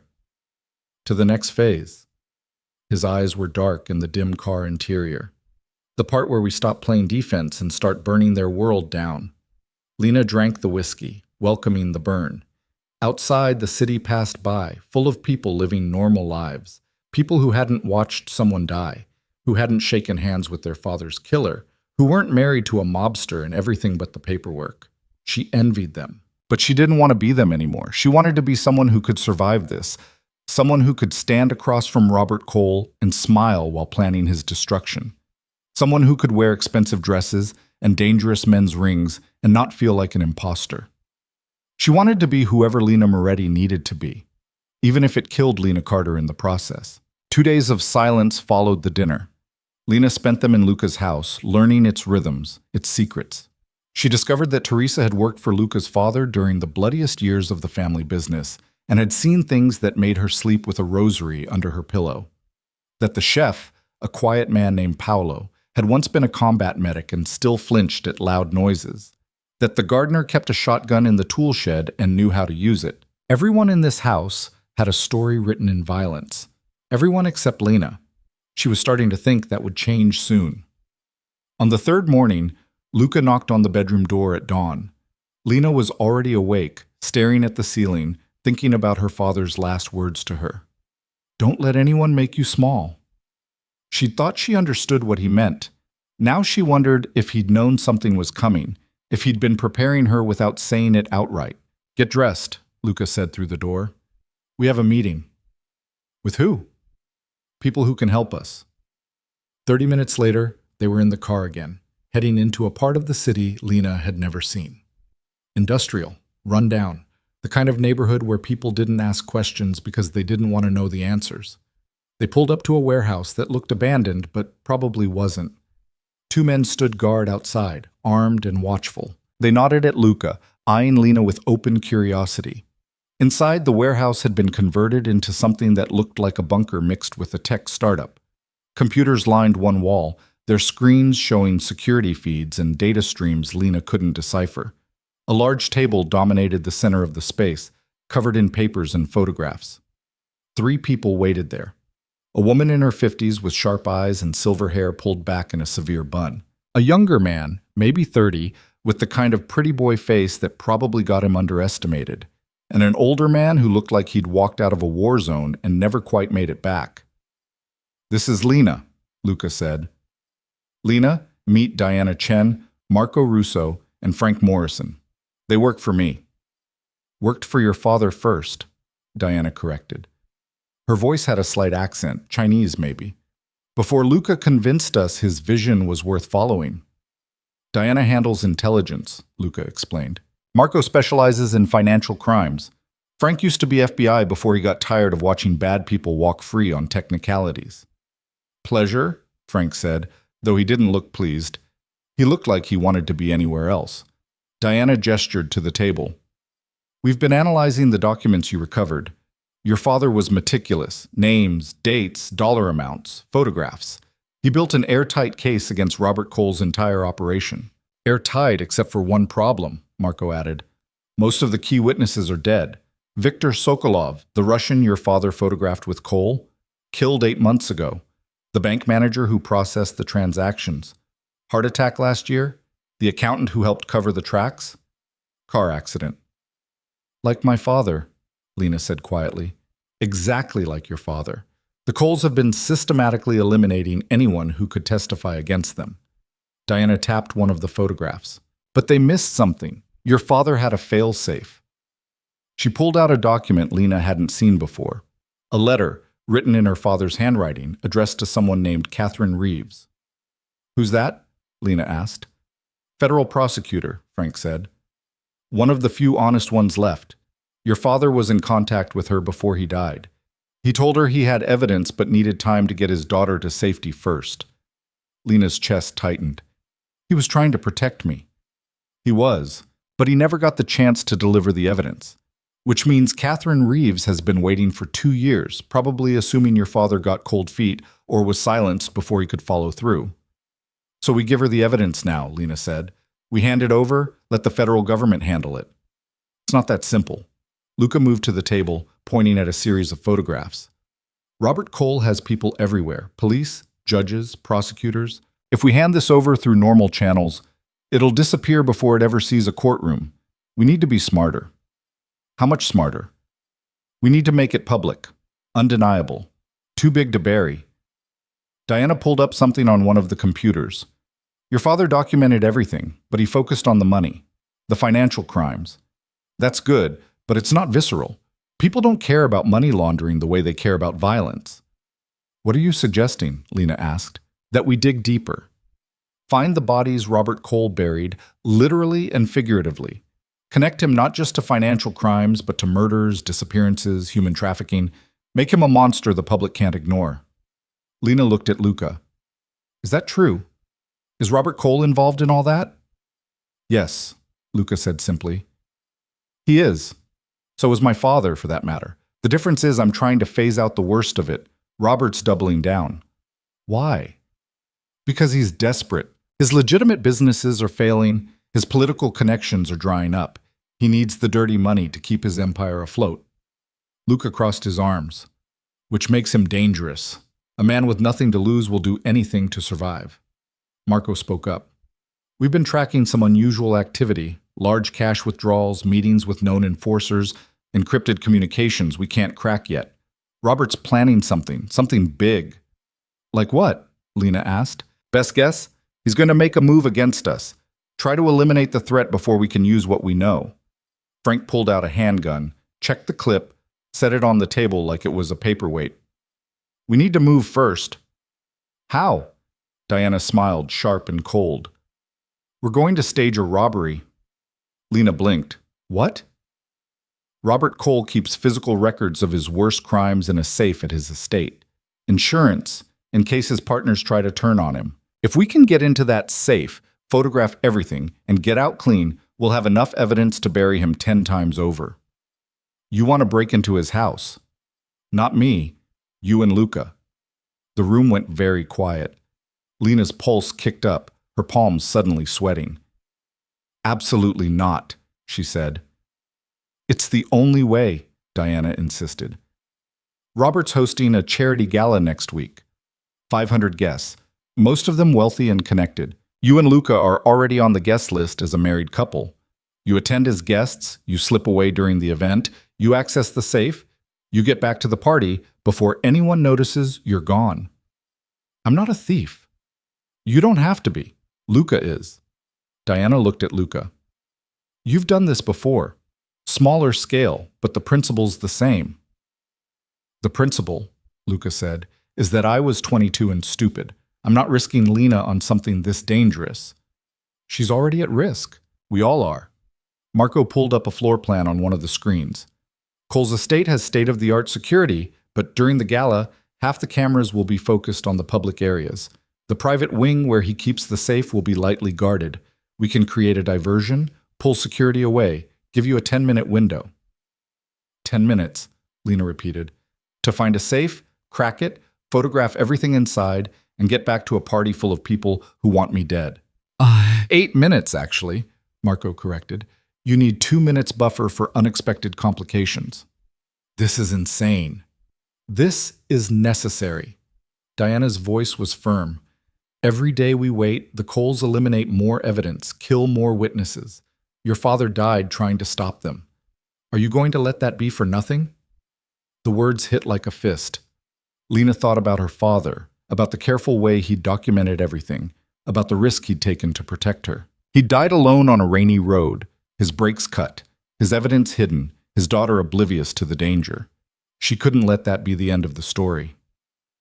If I do this, Lena said slowly, if I help you break into Robert Cole's house and steal his secrets, what happens after? When this is over and the Coles are destroyed, what happens to me? Whatever you want, Luca said. New identity, new city, enough money to start over anywhere in the world. You'll be free. Will I? Lena looked around the room at these people who lived in shadows and violence. Or will I always be looking over my shoulder, waiting for someone to recognize me, to connect me to this? That's up to you. Luca's gray eyes were steady on hers. You can disappear so completely that even I won't be able to find you, or you can stay. Build something better out of the ashes. Stay here? With you? With people who understand what you've been through, who won't judge you for the things you had to do to survive. It was the closest thing to a real offer he'd made. Not a performance, not strategy. Just the truth laid bare.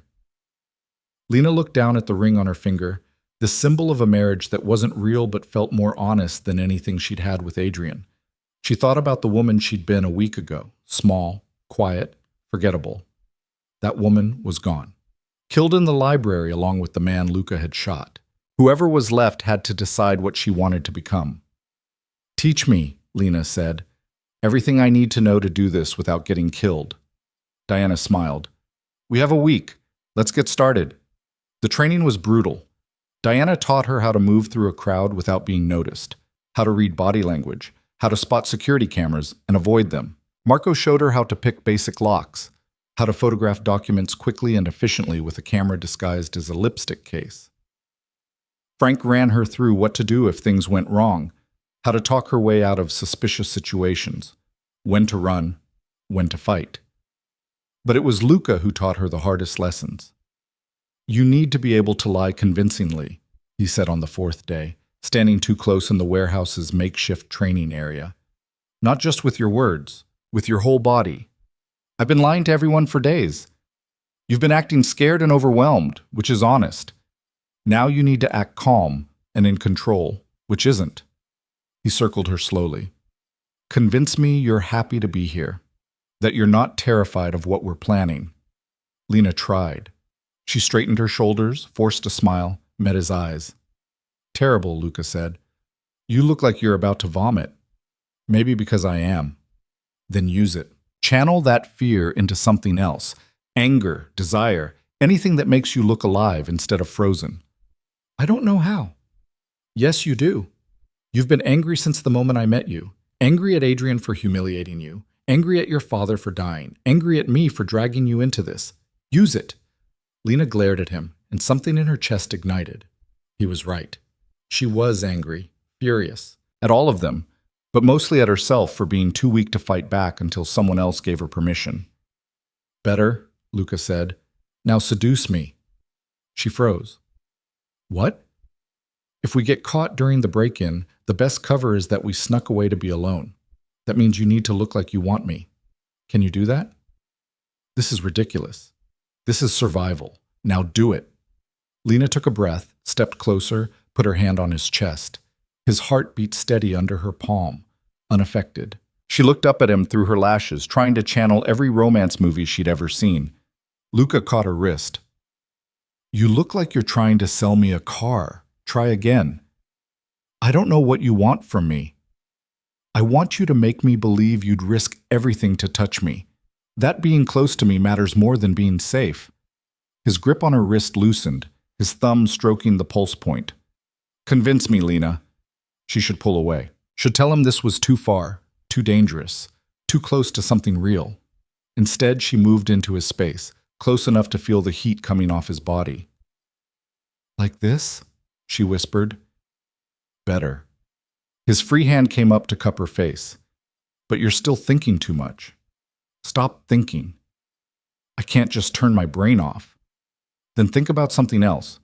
Think about how much you hate Robert Cole. How good it'll feel when we destroy him. Think about... She kissed him.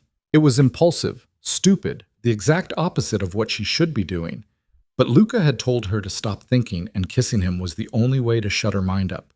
He went very still for half a second. Then he kissed her back, his hand sliding into her hair, his mouth hot and demanding against hers. It wasn't gentle. It wasn't sweet. It was the kind of kiss that felt like a fight, like they were both trying to win something neither of them could name. When they finally broke apart, Lena's heart was hammering and her lips felt bruised. That, Luca said, his voice rougher than usual, was convincing. Was it real or practice? The question slipped out before she could stop it. Luca's thumb traced her lower lip. Does it matter? Yes. Why? Because I'm starting to forget where the performance ends and reality begins, Lena thought. Because I'm married to you and everything but the legal paperwork, and I don't know if that's the worst thing that's ever happened to me or the best. Forget it, she said, stepping back. It doesn't matter. But Luca caught her hand, pulling her back. It was real, he said quietly. In case you were wondering. Don't. Don't what? Don't make this complicated. Too late. He released her, but his eyes stayed on hers. It got complicated the moment you got in my car. Everything after that was inevitable. Before Lena could respond, Diana called from across the warehouse. Luca, we have a problem. They found her at the computers, her expression grim. On screen was security footage from outside the warehouse, grainy, black and white, but clear enough to show a car parked across the street. Someone sitting in the driver's seat, watching. How long? Luca asked. Showed up an hour ago. Haven't moved since. Diana zoomed in, but the angle was wrong to see the driver's face. Could be Coles. Could be feds. Could be someone else entirely. Someone else meaning who? Meaning you have more enemies than just Robert Cole. Frank joined them, his hand resting on the gun at his hip. You've been making moves, Luca. People notice. Then we move up the timeline, Luca decided. The gala's in 3 days. We can't wait. We go tomorrow night instead. Tomorrow? Lena's voice pitched higher. I'm not ready? You're as ready as you're going to be, and if someone's watching this warehouse, they're going to figure out what we're planning eventually. We move fast, or we don't move at all. Diana was already typing, pulling up new information. There's a smaller event tomorrow night, private dinner, 20 guests, at Cole's estate. You're not on the list, but I can get you on it. Do it. Luca, Lena grabbed his arm. This is insane. We need more time. We don't have more time. He covered her hand with his. I know you're scared, but we can do this. Together. Together. The word felt like a promise and a threat all at once. Fine, Lena said. Tomorrow night. But if we die, I'm blaming you. If we die, I'll accept full responsibility. The next 24 hours passed in a blur of final preparations. Diana drilled Lena on the floor plan until she could navigate Cole's estate with her eyes closed. Marco gave her the camera lipstick and made her practice photographing documents until her hands stopped shaking. Frank taught her 3 ways to incapacitate someone if they caught her in the private wing. Aim for the throat, the groin, or the eyes, he said, demonstrating on a practice dummy. Hard and fast. Don't hesitate. I can't hurt someone. You can if it's you or them. Frank's expression was hard. The Coles won't hesitate to hurt you. Don't give them the courtesy of your mercy. By the time evening arrived, Lena felt simultaneously overprepared and completely unprepared. She stood in front of the mirror in Luca's bedroom, their bedroom, she supposed, given that she'd been sleeping there for over a week now, wearing another dress that cost more than her yearly salary. This one was midnight blue, sleek and elegant, with a neckline that showed just enough skin to be distracting. Teresa had styled her hair in an updo that looked effortless but had taken 40 minutes to create. Diamond earrings, real diamonds, Luca had assured her, caught the light every time she moved. She looked like someone who belonged at a private dinner with millionaires and criminals. She looked like Mrs. Moretti. Ready? Luca appeared behind her in the mirror, devastatingly handsome in a black suit that probably cost more than her car had. Well, her old car. She didn't have a car anymore, didn't have an apartment, a job, a life that was recognizably hers. No, she said honestly. Good. If you weren't nervous, I'd worry. He held out a small velvet box. One more thing. Inside was a necklace, a simple platinum chain with a pendant that looked like a teardrop diamond. Beautiful, expensive, and completely innocent. Except when Luca opened the pendant, it revealed a tiny USB drive. Emergency backup, he explained. If something goes wrong and we can't get the photographs out, you can copy files directly onto this. It's encrypted. Even if they find it, they can't access what's on it without the password. Which is? Your father's birthday. Month, day, year. Lena's throat tightened. How did you know when his birthday was? I know everything about you, Lena. I've known since the day I decided you were worth saving. He fastened the necklace around her throat, his fingers brushing her skin. This isn't just about revenge anymore. It's about making sure your father's death meant something. It always meant something. Then let's prove it. The drive to Cole's estate took 30 minutes. Lena spent it trying not to vomit, focusing on breathing, on the plan, on anything except the fact that she was about to walk into the home of the man who'd murdered her father and smile at him over dinner. The estate was even more impressive than she'd imagined. Stone and glass and old money, surrounded by grounds that probably required a full-time staff just to maintain. Cars lined the circular driveway. Mercedes, Bentleys, one Rolls-Royce that looked like it cost more than a house. Security checked their names at the door. For one heart-stopping moment, Lena thought they'd been caught, that Diana's hacking hadn't worked, that this was all a trap. Then the guard smiled and waved them through. Inside, the dinner was already underway. 20 guests, just like Diana had said, seated at a table that looked like it belonged in a palace. Robert Cole stood at the head, raising a glass of wine, mid-toast. Prosperity and partnership, he was saying. To the future we're building together. To the future, the guests echoed. Robert's eyes landed on Luca and Lena, and his smile sharpened. Mr. and Mrs. Moretti, what a pleasant surprise. I didn't realize you'd be joining us. Last-minute addition, Luca said smoothly. I hope we're not intruding. Not at all. Please sit. Robert gestured to 2 empty seats near the far end of the table, close enough to be included, far enough to be isolated. We were just discussing the benefits of international expansion. They sat. Lena accepted a glass of wine she wouldn't drink and tried to look like she belonged. Across the table, Marcus Webb watched her with open suspicion. Adrian wasn't there, thank God. Small mercies. Dinner progressed with agonizing slowness. Courses came and went, each one more elaborate than the last. Lena pushed food around her plate, smiled when appropriate, and counted down the minutes until Luca would give her the signal. It came during dessert. Luca's hand on her thigh, squeezing twice. Time to move. "Excuse me," Lena said, standing. "Ladies' room?" Robert gestured toward a hallway. "Third door on the right." She walked away slowly, aware of eyes following her. In the hallway, she counted doors. 1, 2, 3. The bathroom. But she kept walking, past it, deeper into the private wing of the house. The safe was supposed to be in Robert's study. Second floor, east wing, behind a painting of a hunting scene. Lena climbed the stairs, her heels silent on the thick carpet, her heart hammering so hard she was sure someone could hear it. The study door was unlocked. Inside, everything was exactly as the floor plans had shown. Massive desk, leather chairs, bookshelves that probably held first editions. And there, on the far wall, the hunting scene.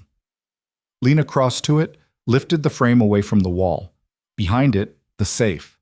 Digital keypad, biometric scanner. Impossible to crack in the time she had. Except Diana had given her Robert's fingerprint lifted from a wine glass at the restaurant, transferred onto a thin silicone sheet. And Marco had hacked into Cole's security system, found the backup codes for when the biometric failed. Lena pressed the fake fingerprint to the scanner, her hands shaking. It beeped, flashed red. Failed. She tried again. Red again. Panic clawed at her throat. This wasn't working. She was going to get caught, get killed, get Luca killed. Try the backup code. Luca's voice from the doorway nearly made her scream. He crossed to her in 3 strides. 419522, his daughter's birthday. He has a daughter? Had. She died when she was 6, car accident. Luca punched in the code and the safe clicked open. He's never changed the code since. Inside, exactly as Diana had predicted, were files. Physical files, photographs, ledgers, evidence of crimes spanning decades. Lena pulled out the camera lipstick, started photographing, page after page, clicking as fast as her shaking hands could manage. Luca kept watch at the door, tense and alert. 2 minutes, he said quietly. She photographed faster. Names she recognized, names she didn't. Payments, murders, trafficking routes. Her father's name appeared in one document, a kill order signed by Robert Cole, dated 3 days before his death. Lena's vision blurred with tears, but she kept photographing. 30 seconds, Luca warned. She grabbed the last file, clicked the camera once, twice, 3 times. Then she shoved everything back into the safe, closed it, replaced the painting. Go, Luca said. They made it to the hallway before the footsteps started. Someone coming up the stairs, moving fast. Luca grabbed Lena, pushed her against the wall, and kissed her. His body pressed against hers, his hands in her hair, making it look like they'd snuck away for exactly the reason he'd said. The footsteps stopped. Someone cleared their throat. Luca pulled back slowly, both of them breathing hard.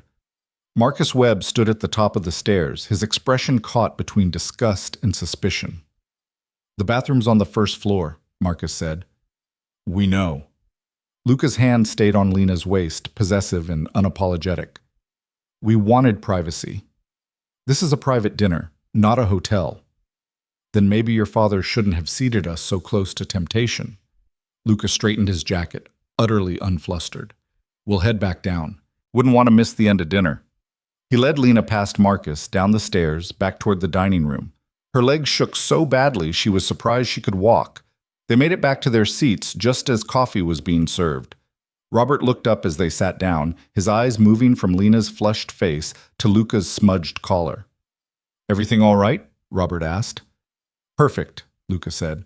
Just needed a moment. Robert's smile was knowing, almost paternal. Young love, I remember those days.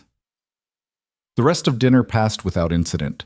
They drank coffee, made small talk, and when it was finally time to leave, Lena thought she might actually survive this. Then, at the door, Robert stopped them. A word, Luca, if you don't mind. Luca's hand tightened on Lena's. Of course. Robert led them to a side room, small, intimate, designed for private conversations. He closed the door behind them, and suddenly the air felt too thin. I know what you're doing, Robert said. Lena's heart stopped. You're trying to build your own empire, Robert continued. Step out of your father's shadow. I respect that. But you're making mistakes. What kind of mistakes? Luca asked, his voice giving away nothing. Trusting people who can't be trusted. Getting involved with things you don't understand. Robert's eyes shifted to Lena. Marrying women with complicated fathers. Lena's father is dead. Exactly. And dead men leave behind unfinished business. Robert moved closer to Lena, studying her like she was a problem he was trying to solve. Your father was a good man, Mrs. Moretti. Thorough, honest, loyal. Those are dangerous qualities in my line of work. He was an accountant, Lena said, her voice steadier than she felt. Not a threat. He was both, and now you're here, married to one of my competitors, sitting in my home, pretending you don't know what your husband does for a living. Robert's smile was cold. I'm not a fool, my dear, and neither are you. So let's stop pretending. Luca moved between them. If you have something to say, Robert, say it to me. I'm saying that if you want to survive in this world, you need to choose your battles carefully, and your wife needs to decide whose side she's really on. Robert opened the door, gesturing for them to leave. Think about it, both of you, before it's too late. In the car, Lena finally let herself shake. The camera lipstick felt like it was burning in her clutch, the necklace around her throat suddenly too tight. He knows, she said. He suspects. It's not the same thing.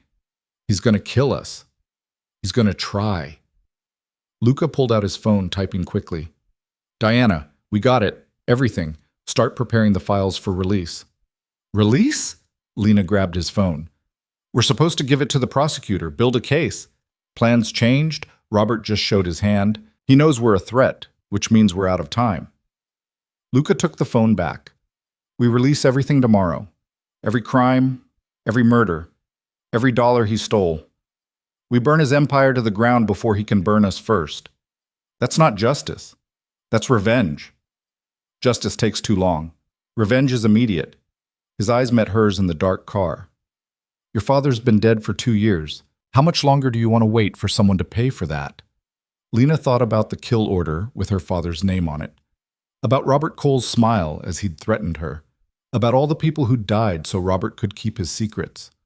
Tomorrow, she said. We release everything tomorrow. Good. Luca's hand found hers. Because there's no going back after this. Once we pull this trigger, we're at war. War. The word should have terrified her. Instead, it felt like permission to finally fight back. Tomorrow, the Cole family would learn what happened when you killed the wrong man's daughter. Tomorrow, they'd pay for what they'd done. Tomorrow, Lena would stop being a victim and become something else entirely. She just hoped she'd survive long enough to see it. The documents went live at 6 in the morning.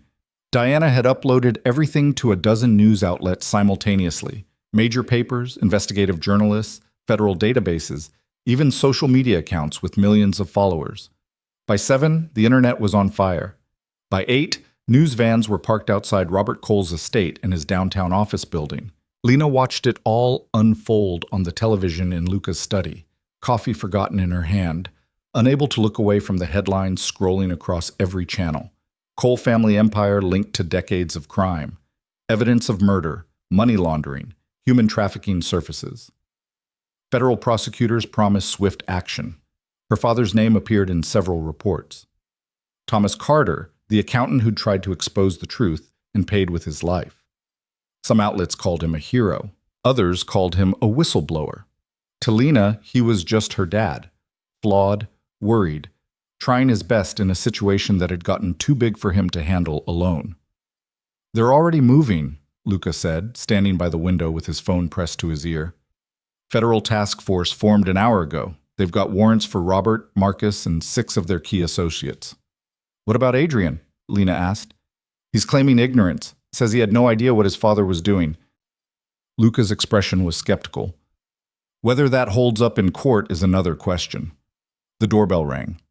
Teresa appeared a moment later, her face pale. "Sir, there are federal agents at the gate. They're asking to speak with both of you." Lena's stomach dropped. "Are we being arrested?" "I don't think so," Teresa said. "They asked very politely, said they just want to take your statements." Luca exchanged a look with Lena. "Let them in." 20 minutes later, they sat across from two FBI agents in the formal living room.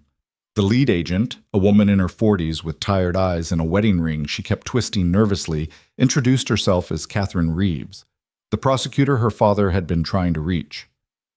"Mr. Moretti." "Mrs. Moretti," Catherine began, her voice professional but not unkind. "I'm going to be direct with you. We know the documents released this morning came from you.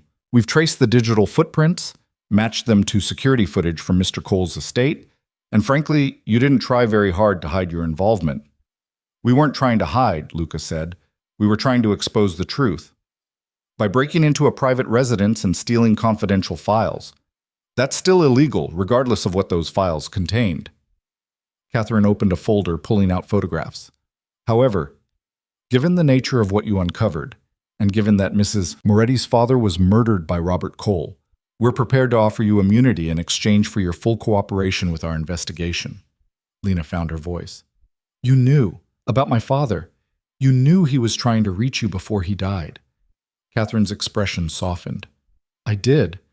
Thomas contacted me 6 weeks before his death.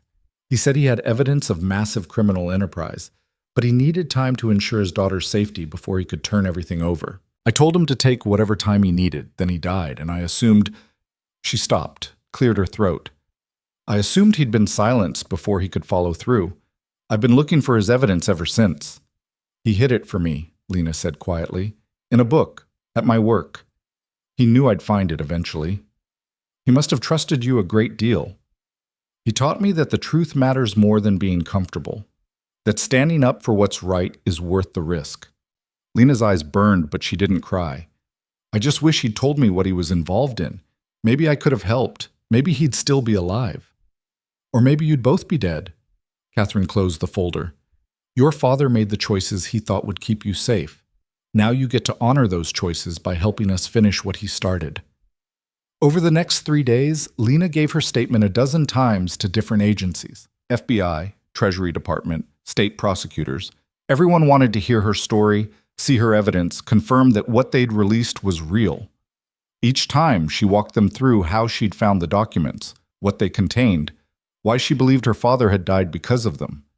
Each time, she felt a little less like a victim and a little more like someone who'd fought back and won. The news kept getting better. Robert Cole was arrested trying to flee the country on a private jet. Marcus turned himself in, apparently hoping for a plea deal. Adrian held a press conference claiming he was cooperating fully with authorities and had no knowledge of his family's criminal activities. Nobody believed him, but he wasn't arrested yet. The rest of the Cole organization collapsed like a house of cards. Associates disappeared, money laundered overseas vanished into government seizure. Legitimate businesses shuttered when banks refused to work with them anymore. 20 years of empire building destroyed in 72 hours. Lena should have felt victorious. Instead, she mostly felt tired. On the 4th day after the release, she found Luca in his study, staring at financial reports that probably had to do with cleaning up the mess they'd made. He looked up when she entered, and something in his expression made her chest tighten. "What's wrong?" she asked. "Nothing's wrong. Everything's—" He stopped, set down the papers. "We did it. The Coles are finished. You're safe. This is what we wanted." "Then why do you look like someone died?" "Because now you get to leave." Luca stood, moving to pour himself a drink he didn't seem interested in drinking. "That was the deal. When this was over, you could go. Start fresh somewhere nobody knows who you are." Lena had forgotten about that promise. In the chaos of evidence and arrests and federal agents, she'd stopped thinking about what came after, about the life she was supposed to rebuild once the danger passed. "What if I don't want to leave?" The words surprised her, even as she said them. Luca's hand froze on the bottle. "What?" "What if I want to stay? Here. With you?" She crossed to him, her heart hammering.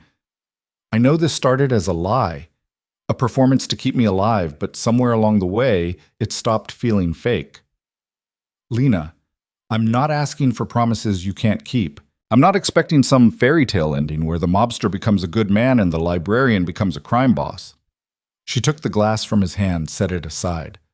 I'm just saying that I spent most of my life making myself small for people who didn't value me. And then you showed up and told me I could be more, that I was worth protecting, worth risking everything for. And now that I've been that person, strong, dangerous, capable, I don't know how to go back to who I was before. You don't have to go back. You can be whoever you want, wherever you want. You have money, resources, connections. I have a husband. She touched the ring on her finger, this symbol that had started as a prop and become something real. On paper, at least. And maybe that's enough. Maybe we figure out what comes next together instead of me running away to some other city and pretending the last 2 weeks didn't change me. Luca caught her hand, his thumb brushing over the ring. I'm not a good man, Lena. You've seen what I do, the world I operate in. That doesn't change just because the coals are gone. I know, but I'm not exactly innocent anymore either. She thought about the man who'd died in the library, the safe she'd cracked, the lies she'd told. Maybe we're both people trying to be better than we were. Maybe that's enough. And if it's not? If 6 months from now you wake up and realize you made a mistake, that you chose this life because you were scared and angry, not because you actually wanted it, then I'll leave and you'll let me go because that's who you are. She stepped closer, close enough to feel his breath on her face. But what if it is what I want? What if I'm choosing you not because I'm scared, but because for the first time in my life, I feel like I'm exactly where I'm supposed to be? Luca's hand came up to cup her face, and this time when he kissed her, it wasn't for show. It wasn't strategy or performance. It was just them, two broken people who'd found something worth fighting for in the wreckage of their separate disasters. When they finally broke apart, Luca rested his forehead against hers. If you stay, there are rules. Things I need you to understand. Tell me. This life doesn't get safer just because one enemy is gone. There will always be others. People who want what I have, who see weakness in caring about someone. You become a target the moment you choose to stay. I've been a target since my father found those files. At least now I know how to fight back. And there are parts of my business I can't change overnight. Things your father would have hated. Things that will make you question whether I'm worth the compromise. So we work on it, together. You phase out the worst of it. I help you build something better. That's what partnerships do, right? They improve each other. Luca pulled back enough to look at her, really look at her. You're serious about this. I've never been more serious about anything in my life. Then we do this right. He reached into his desk drawer, pulled out a small velvet box. The ring you're wearing was a prop. Something I grabbed because we needed you to look married. This is different. Inside the box was another ring, simpler than the first, but somehow more beautiful. A single diamond set in platinum, elegant and timeless. If you're going to be my wife, Luca said, you should have a ring that means something. A ring that says I chose you. Not because I needed you for some scheme, but because I want you, for real. Lena's throat closed up. Luca, marry me, Lena. Not for show, not for protection. Marry me because we both deserve something real after spending so long pretending. She should say no, should take the out he'd offered, start fresh somewhere safe and clean, should be the smart, careful person she'd always been. Instead, she said, yes. He slipped the new ring on her finger, and it fit perfectly, just like everything else about this strange, dangerous, impossible relationship. The wedding happened 3 months later. Not a big production, just a small ceremony with the people who mattered. Diana, Marco, and Frank stood as witnesses. Teresa cried. Paolo made a cake that could have fed 50 people, even though there were only 7 of them. Catherine Reeves sent flowers with a card that said, "Congratulations on your fresh start." Lena wasn't sure if she meant the marriage or the fact that the Cole family trials were progressing smoothly. Maybe both. Adrian sent nothing, but Lena read about him in the papers. He'd been charged as an accessory to several of his father's crimes. His engagement to Vanessa had ended spectacularly when she'd publicly denounced him on social media. He was facing 20 years minimum if convicted. Lena tried to feel sorry for him. Mostly, she just felt tired of caring about people who'd never cared about her. The ceremony itself was simple. No fancy dress this time, just a white suit that made her feel strong instead of pretty. Luca wore gray, his tie the exact color of his eyes. When he looked at her walking down the aisle of the small chapel, his expression was so open, so genuine, that Lena finally believed this was real. "I, Luca Moretti, take you, Lena Carter, to be my wife," he said, when it was time for vows. "I promise to protect you, to trust you, to let you be exactly who you are instead of who you think you should be. I promise to build something worthy of your father's sacrifice. And I promise that every day for the rest of my life, I'll remind you that you were always enough. You just needed someone brave enough to see it." Lena's turn. She'd written her vows a dozen times, scrapped them all, finally settled on the truth. "I, Lena Carter, take you, Luca Moretti, to be my husband. I promise to challenge you, to keep you honest, to remind you that power means nothing if you use it to hurt people. I promise to honor my father's memory by never staying silent when I see injustice. And I promise that no matter how complicated this life gets, I'll never regret choosing you. Because you taught me something my father tried to tell me but I never understood until now, that being brave isn't about being fearless. It's about being terrified and doing the right thing anyway." When they kissed, the handful of people watching applauded. It wasn't the fairy tale ending Lena had imagined as a girl. It was better, messier, more real, earned through blood and fear and the kind of love that grows in darkness and learns to survive. 6 months after the wedding, Robert Cole was convicted on 37 counts, including murder, racketeering, money laundering, and conspiracy. He was sentenced to life in prison without parole. Marcus got 25 years. Adrian got 15, though he'd likely serve less if he kept cooperating. The judge, reading the verdict, specifically mentioned Thomas Carter, called him a hero who'd paid the ultimate price for doing the right thing, said that his daughter's courage in finishing what he started was an example of the best of humanity. Lena watched the sentencing from the gallery, Luca's hand in hers. When it was over, when Robert Cole was led away in handcuffs, she waited to feel victorious. Instead, she just felt sad. Sad for all the years her father had missed. Sad for the person she might have been if he'd never gotten involved with the Coles. Sad for Adrian, who'd had the chance to be better and chosen comfort over courage. But underneath the sadness was something else. Peace, maybe? Or just the knowledge that she'd done everything she could, that her father's death hadn't been meaningless, that justice, even when it came late and messy, still mattered. Outside the courthouse, reporters swarmed them. Lena had gotten better at dealing with media attention, another skill she'd never planned to need. She gave a brief statement about her father, about truth and accountability, about the importance of standing up to corruption even when it's dangerous. Then Luca guided her to the car, and they drove away from the circus. "Where to?" their driver asked. Luca looked at Lena. "Your choice." "Home," she said, because that's what it was now. Not a fortress, not a hiding place. Home. A year after the wedding, Lena stood in front of a building she'd never seen before. Modern, glass-fronted, sitting in a neighborhood that was transitioning from rough to revitalized. A sign above the door read, "The Thomas Carter Foundation for Justice Reform."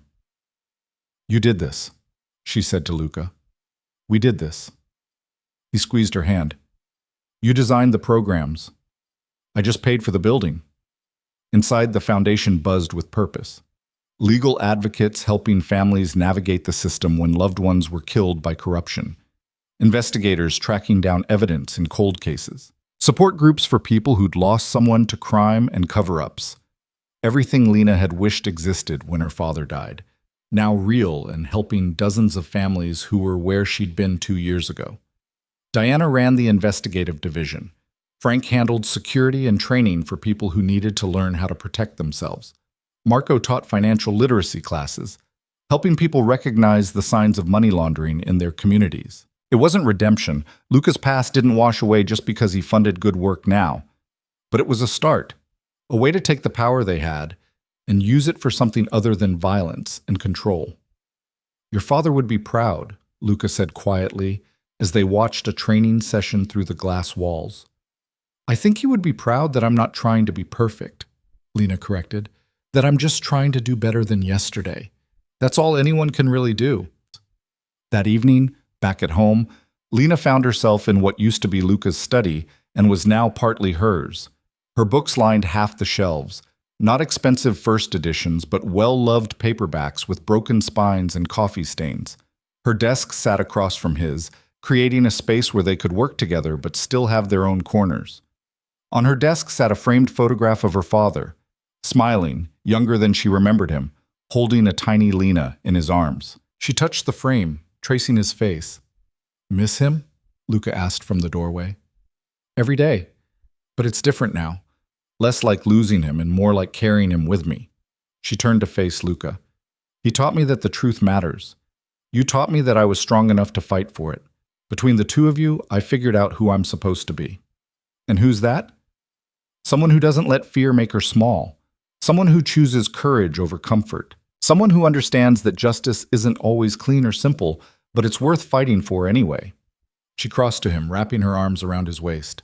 "Someone who can love a complicated man and build a complicated life and be okay with the fact that nothing's ever going to be perfect." Luca kissed the top of her head. "Perfect's overrated anyway." Says the man who used to terrify me. "Still terrify you?" "Sometimes. But now it's the good kind of terrifying. The kind that reminds me I'm alive." They stood there in the doorway between his world and hers, the space they'd carved out together from violence and loss and the stubborn refusal to let evil win just because it was easier to look away. 2 years ago, Lena Carter had been a librarian who thought her biggest problem was a humiliating breakup.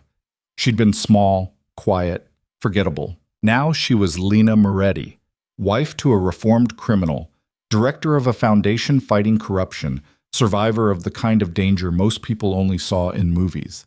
She'd learned to crack safes and read body language and stand in front of her father's killer without falling apart. She'd learned that love could be messy and still be real. That justice could be complicated and still be worth pursuing. That the best version of herself wasn't the one who never got scared. It was the one who got scared and did the right thing anyway. Her father had died trying to expose the truth.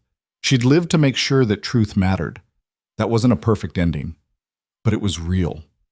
And real, Lena had learned, was always better than perfect. Because perfect people never had to make the hard choices, never had to decide between safety and justice, between comfort and courage. Perfect people never learned what they were really made of. Lena had learned. And what she'd found underneath all the fear and doubt was someone worth becoming, someone her father would have been proud to know, someone she was proud to be. The ring on her finger caught the light, not the prop from that first night, but the real one, the one that meant something. She turned it slowly, thinking about everything it represented. Not ownership or obligation, but choice. The conscious decision to stay when running would be easier. To build when destroying would be simpler. To love when protecting your heart would be safer. "What are you thinking about?" Luca asked. "That I should thank Adrian," Lena said. "For what?" "For inviting me to that party, for humiliating me, for making me angry enough to get in your car that night." She smiled up at him. "If he hadn't been such a condescending ass, I'd still be shelving books and wondering why I felt so small all the time." "So we're grateful for terrible people now?" "We're grateful for the lessons they accidentally teach us. Like how not to waste your life trying to be what other people think you should be. Or how the worst moments can turn into the best things if you're brave enough to see them through." Luca pulled her closer. "You're the bravest person I know." "I'm really not. I'm just someone who got tired of being afraid." "That's what bravery is." Maybe he was right. Maybe courage wasn't some grand gesture or heroic moment. Maybe it was just the accumulation of 1,000 small choices to keep going when stopping would be easier. To speak up when staying silent would be safer. To love when building walls would protect you better. Her father had made those choices and paid for them. But he'd also left her a gift, the evidence, yes, but more than that. The example. The lesson that some things were worth the risk. That living a small, safe life wasn't really living at all if you spent it looking away from injustice. Thomas Carter had seen something wrong and refused to accept it. And his daughter had inherited that stubbornness, that bone-deep conviction that the truth mattered more than comfort. It had cost him everything. It had given her everything. Outside, night was falling over the city. Somewhere out there, the foundation was helping someone who needed it. Somewhere, a family was getting answers about what had happened to their loved one. Somewhere, justice was happening because two broken people had decided that their pain should mean something. That was legacy. Not perfection, not some fairy tale ending where everyone lived happily ever after. Just the stubborn insistence that the world could be better and the willingness to do the hard work of making it so. Lena leaned into Luca's embrace and let herself feel it all. The grief for her father, the gratitude for the man who'd saved her, the satisfaction of knowing she'd fought back and won. The exhaustion of carrying secrets and the relief of finally being able to set them down. She'd survived. More than that, she'd transformed. And somewhere, she liked to think her father was proud of the woman she'd become. Not in spite of everything that had happened, but because of it. Because that's what it meant to be Thomas Carter's daughter. To take the worst thing that had ever happened and turn it into a reason to fight harder. To love deeper. To be braver than fear said was possible. Perfect? No. But real. And honest. And worthy. And that, Lena had finally learned, was more than enough.